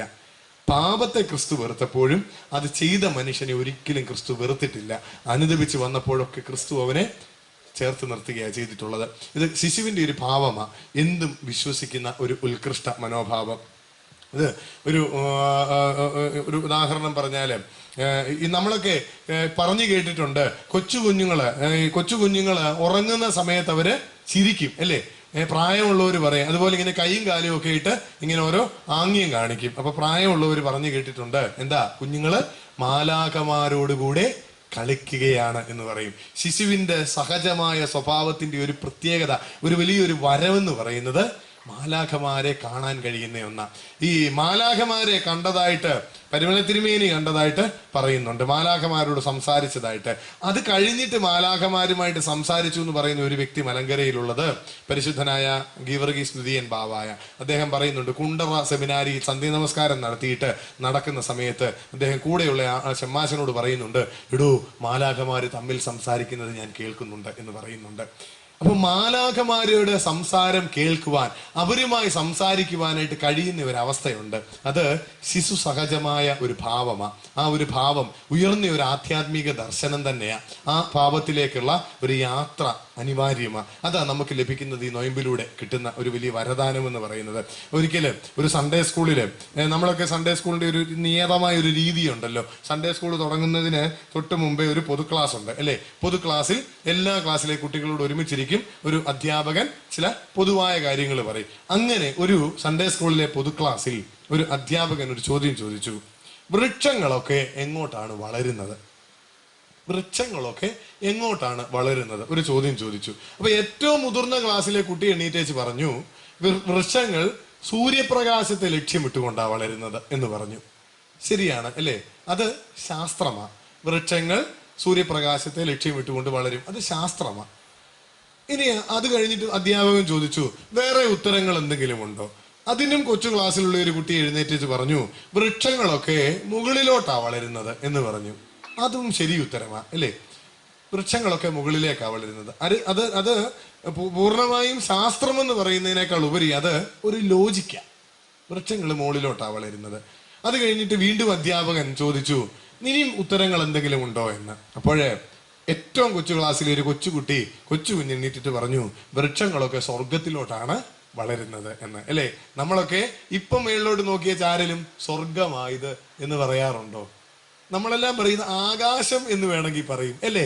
നമ്മൾ ഇപ്പൊ പറയാം, പക്ഷെ നമ്മളെല്ലാം പണ്ടൊരു കാര്യം പറയുമായിരുന്നു, മുകളിലോട്ട് നോക്കിയ ആകാശം എന്ന് പറയുന്നതിനേക്കാളും കൂടുതൽ പറഞ്ഞൊരു വാക്കുണ്ട്, സ്വർഗമാ എന്ന് പറഞ്ഞൊരു കാലമുണ്ടായിരുന്നു അല്ലേ?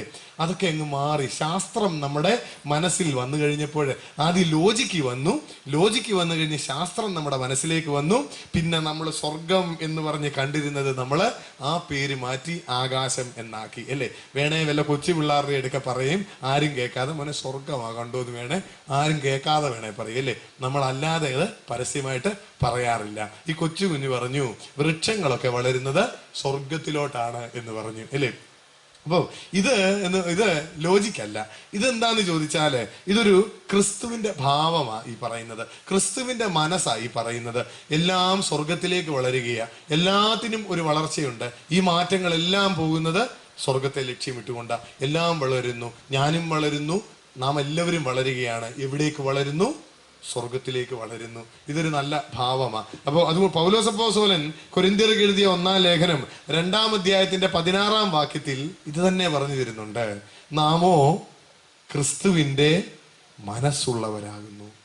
പൗലോസ് പറയുന്ന ഒരു നല്ല വാക്കാണ് അത്. നാമോ ക്രിസ്തുവിന്റെ മനസ്സുള്ളവരാകുന്നു. ക്രിസ്തുവിന്റെ മനസ്സെന്ന് പറയുന്നത് എന്താണ്? ശിശുവിന്റെ ഭാവമുള്ള മനസ്സാ അല്ലേ? നമ്മള് ഒരു നവജാത ശിശു ഒരു കൊച്ചു ജനിച്ച ഉടനെയുള്ള ഒരു കുഞ്ഞിനെ കാണാനായിട്ട് നമ്മൾ പോകുന്നു. ആ കുഞ്ഞിന്റെ വീടൊക്കെ ചെല്ലുമ്പോൾ അത് നഗ്നനായിട്ട് കിടക്കുകയാണ്. നമ്മൾ ആ കുഞ്ഞിന്റെ നഗ്നതയിൽ എന്തെങ്കിലും മ്ലേച്ഛത കാണാറുണ്ടോ? ഒരു നവജാത ശിശുവിന്റെ നഗ്നതയിൽ നമ്മൾ ആരും ഒരു മ്ലേച്ഛത കാണാറില്ല അല്ലേ? ക്രിസ്തുവിനെ കുറിച്ച് സുവിശേഷകര് എല്ലാവരും ഒരുപോലെ എഴുതുന്നു, ക്രിസ്തു നഗ്നനായി കുരിശിന്മേൽ തൂക്കപ്പെട്ടു എന്ന് എഴുതുന്നു അല്ലേ? ക്രിസ്തുവിന്റെ നഗ്നതയിൽ ഒരു സുവിശേഷകരും മ്ലേച്ഛത കണ്ടില്ല, അല്ലേ? നമ്മളും കാണുന്നില്ല.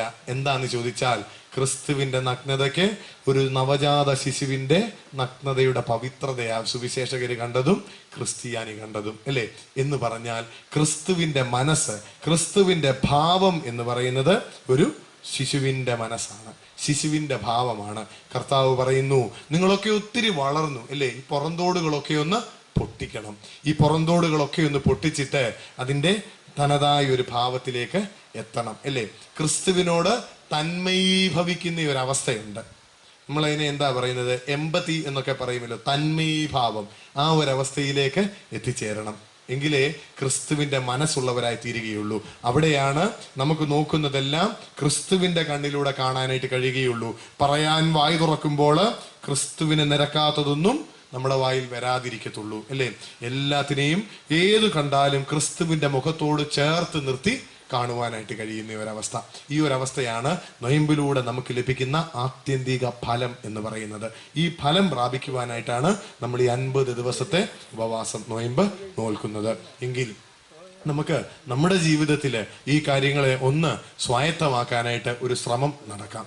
എല്ലാം ശ്രമമാണ്, അല്ലേ? മനുഷ്യന്റെ ജീവിതമെന്ന് പറയുന്നത് തന്നെ ഒരു അന്വേഷണമാണ്, അല്ലേ? ഈ അന്വേഷണം നമുക്ക് ക്രിസ്തുവിനോട് ചേർന്ന് നടത്തി അത് പൂർണ്ണതയുള്ളതും ഫലവത്തുള്ളതും ആക്കി തീർക്കുവാനായിട്ട് ഇടയാകണം. ഞാൻ ഈ പറഞ്ഞ 3 കാര്യങ്ങൾ ഞാൻ പറഞ്ഞല്ലോ ആദ്യമേ തന്നെ. വലിയ ഗഹനമായ കാര്യങ്ങളോ വലിയ പഠനങ്ങളോ ഒന്നും നിർവഹിക്കുവാനല്ല ഞാൻ ഈ സമയം വിനിയോഗിക്കുന്നതെന്ന് ഞാൻ ആരംഭത്തിലെ ഓർമ്മിപ്പിച്ചതാണല്ലോ. എൻ്റെ മനസ്സിൽ തോന്നിയിട്ടുള്ള, നമ്മുടെ പലരുടെയും മനസ്സിൽ തോന്നിയിട്ടുള്ള സാധാരണമായ 3 സംശയങ്ങൾക്ക് ഒന്ന് ഉത്തരം കണ്ടെത്തുവാനായിട്ട് ഒരു ശ്രമം നടത്തി എന്നേ ഉള്ളൂ. എന്തിന് ശരീരത്തിൽ ഭക്ഷണത്തിൽ ചില വർജനങ്ങൾ വരുത്തിക്കൊണ്ട് ശരീരം കൊണ്ട് ഉപവസിക്കുന്നു? നമ്മൾ അതിന് ഉത്തരം കണ്ടെത്തി. ക്രിസ്തുവിന്റെ ആത്മാവ് വസിക്കുന്ന മന്ദിരമാണ് നമ്മുടെ ശരീരം. അതുകൊണ്ട് ഞാൻ അതിനെ എൻ്റെ വരുതിയിൽ നിർത്തുവാനുള്ള ഒരു ശ്രമം നടത്തുന്നു എന്നേ ഉള്ളൂ. ആർക്ക് വേണ്ടിയാണ് ഈ ഉപവാസവും ജാഗരണവും പ്രാർത്ഥനയും ഒക്കെ? പൂർണ്ണതയിൽ എത്തിയവന് വേണ്ടിയല്ല.